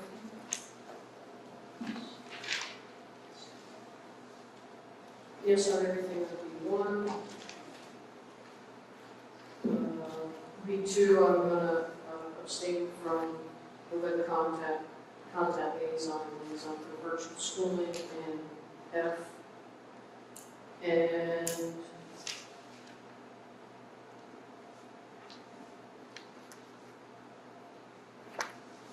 I guess this is B3, no on the job creation. I guess on 7, 3, 4, 5, yes. B4, I'm going to, I'll say yes on policy and everything on B4. B5 starts with 15. Yes on every. I'll just say, I'm a little mixed up with the numbers because it comes out different on the agenda online. So we've got everything to 14, right? So what? B4 goes up to 14. Oh, B4 to 14, you said yes. all right. B5, 15, 16, up to 20 is yes, 21, 22, 23 is yes. So call B5 Up to is 20, yes. 21 is B4, correct? B5.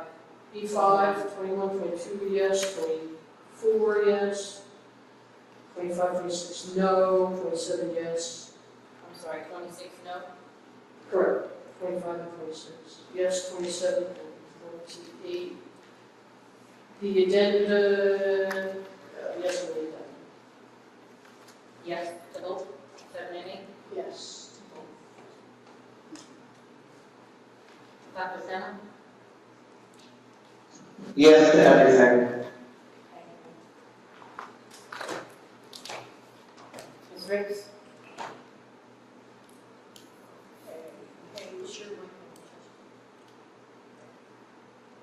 Page B2, items E and F, I'm abstaining.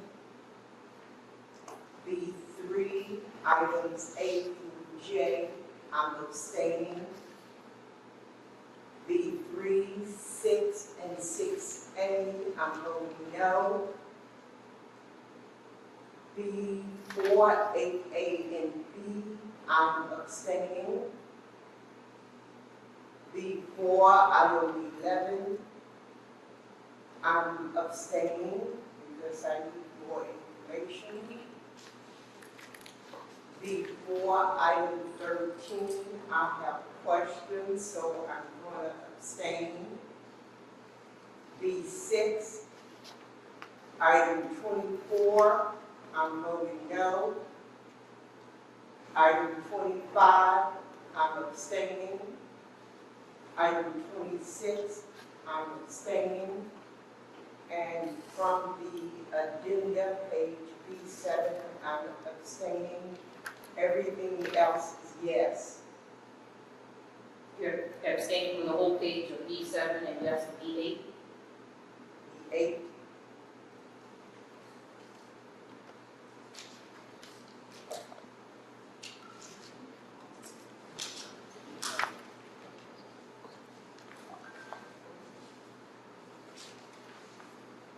is yes. Yes. Everything else is yes. So B8 yes, abstaining from the whole page of B7.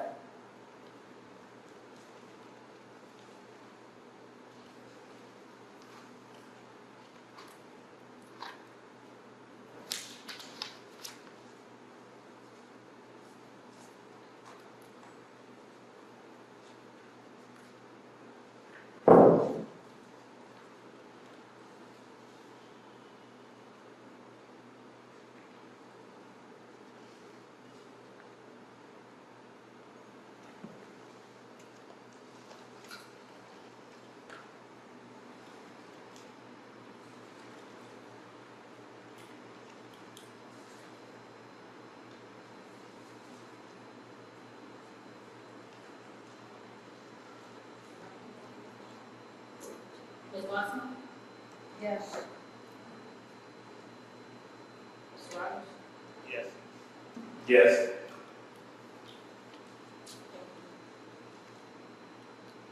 We get this consent agenda on C1, C8, or C6. Any questions, discussions? Did you make the motion? Yes, Commissioner. Also. I need a second. What was the second?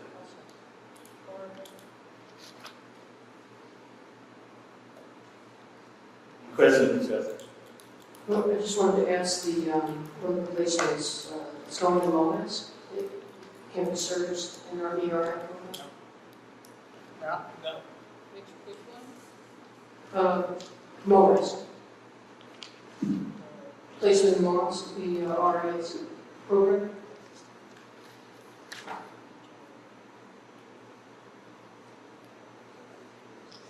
Yeah. I mean, I tried Morris, so that's why I asked the question. Ms. Lisinski, in speaking with Mr. Gervino, because it's a student matter, I think it's appropriate to say that this placement may be either it's IP driven.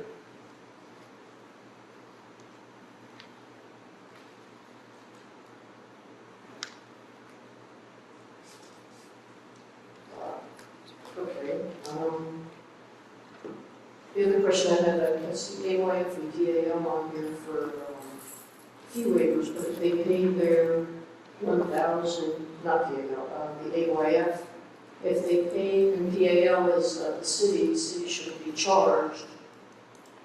I just had a question about that, and the AYF, they do a $1,000 fee, and then they can just use the facilities, that's not anything unusual, so I was wondering why these three items are on the agenda. If they didn't pay their, if they, AYF didn't pay their deposit, is that why? Okay, they didn't pay their deposit, so they never really on the agenda, correct? And PAL, that's the city. They're using it for basketball. That's PAL, it's a city function. They should be on. They should be on there.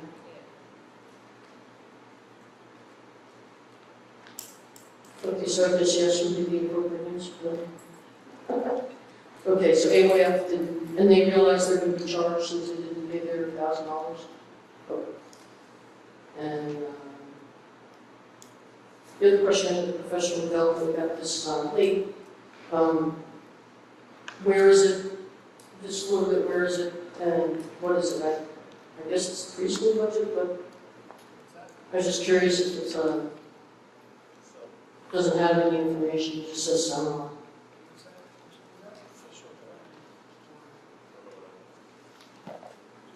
What page did I read? I didn't get that. It's page C6, it's travel and professional development. It just said the person's name, seminar, 10/16 to 10/22, $1,750. It doesn't say where or what topic it is. Right. Yes. I'm sorry, they put this on my agenda, I was not informed, I had no information on this. No, the teacher,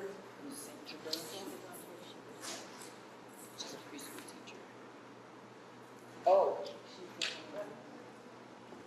It's number one on C6, it's travel and those that didn't put in this afternoon. Early childhood coach.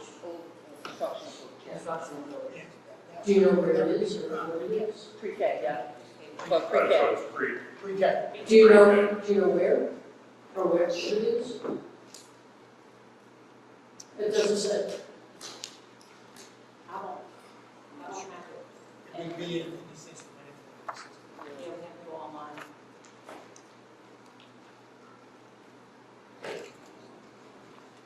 Well, it's just that we had some pre-K travel that was out of state, so I just asked the question of just what it was, that's all.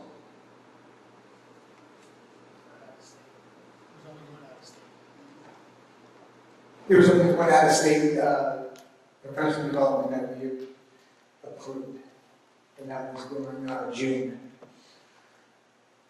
So this So we was, don't know what this is then. now I have to go on into the My Learning Plan system to see which one this is for that month.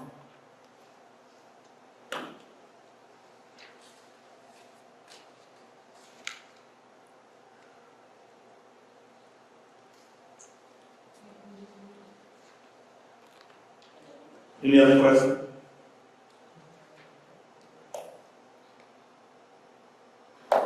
Roll call.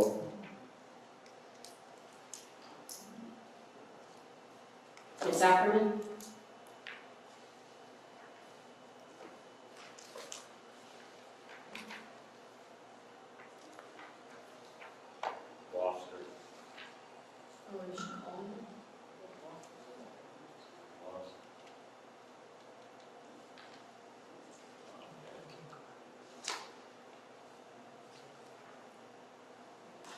Can she Put your mic on. email you? Put your mic on.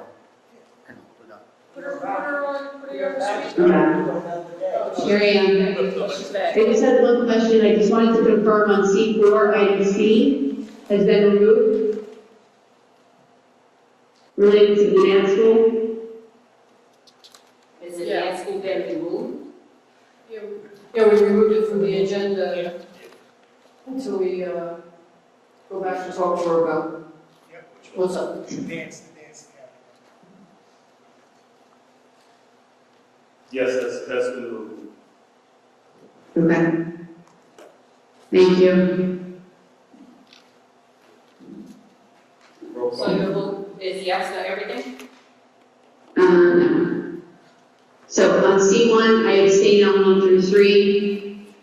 I vote yes on 4. Yes to C2, the entire page. Yes to C3, the entire page. C4, I vote yes on 8D. I vote no on 9, and I vote no on the addendum. Thank you.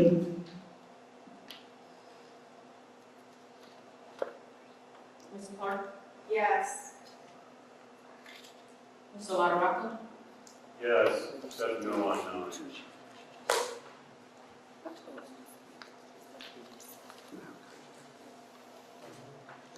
Ms. Lisinski?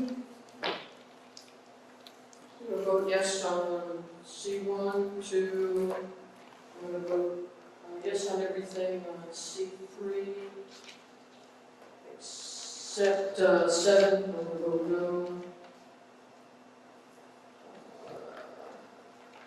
And on C4, no on 9. The addenda, no. Try. Dr. Fenner? Yes, to everything. Ms. Riggs? On the business agenda. Turn your mic on. Okay. C1A, no on all contract. C and D, I'm voting no. No, C and D, I'm abstaining. I'm abstaining on 2 on C1, I'm abstaining on 3, and I'm voting no on C3, 7. I'm also voting no on bills and claims for Bobby Ashby. The Curriculum Association, I'm abstaining. I'm And sorry, the University of Ms. Riggs, I'm sorry. Can you just please just tell me C1 no to what number, C2, like, Okay, C1A. I'm voting no. C1A, On C1, item A. 1A? Bills and claims.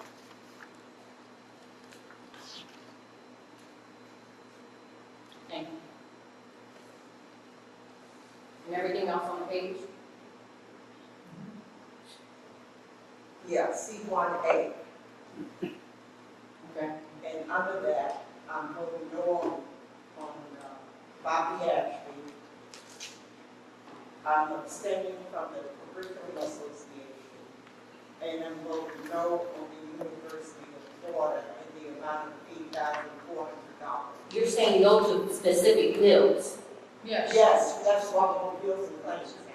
Hold on a second, about the University of Florida, I just want to let you know, you saw data tonight that showed the kindergarten students are 85% proficient on or above grade level. Pre-K are 75 proficient on or grade level, or above grade level. They use the U-Fly program.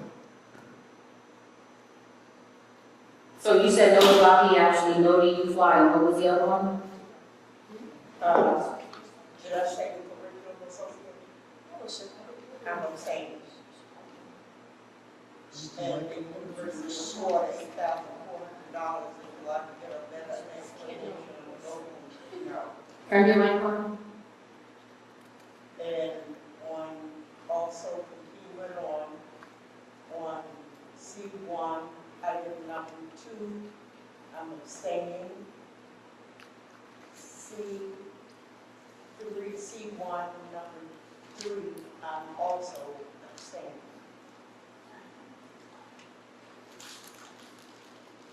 And on C4, number 9, What about C1 number 4? C4, number 9, Bobby Asbury, I'm voting no. Everything else is yes. Real quick, the U5 program was discussed several times at board meetings by myself and also Ms. Jackie Flower, the early childhood supervisor. It's a University of Florida literature initiative, which is teaching our students how to read. So by the time they get to third grade, they're going to be reading on or above grade level. So when they take the state assessments, they will be able to read it. So by not wanting to pay that bill, you're denying a program that's already successful. I'm not denying them, I'm just one vote. And I have a right to vote myself. No, absolutely. I'm just explaining to you what you're voting no I against. appreciate your explanation. You're welcome. Could you just, because I'm curious, why are you voting no? I don't have the information first back, so that is why. You just got the information. When I have the right to make up my own mind and vote the way I see fit. I'm just trying to understand Okay. why. Just trying to Because understand. you do the same, so allow me the same privilege, okay? I would explain my vote as if you asked. Okay. Ms. Watson? Yes, as to everything except college achievement. Ms. Ryan? Yes. Yes.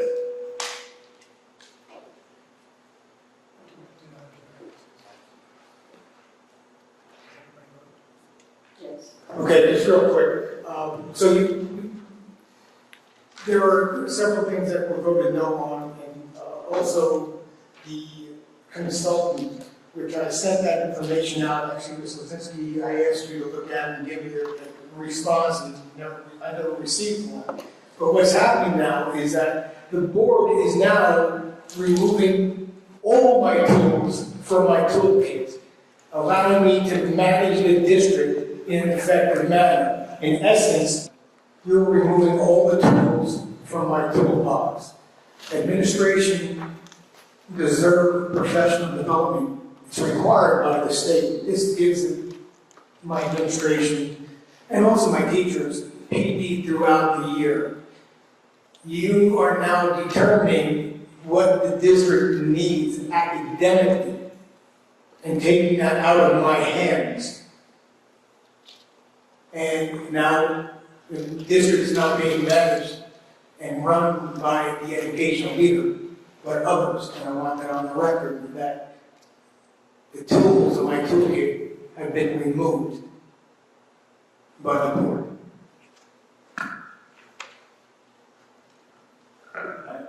I asked a review of all those answers on academic issues that were, if anything was voted down that needs effectiveness for the start of the school year. And I'm asking the state monitor to review any of those actions, whether we substantively need them to be effective to start the school year. If you can take a look at it. I will take everything under consideration. Thank you. Adjourn, can we talk about the roll call? Say aye. Aye. Aye. I will make the motion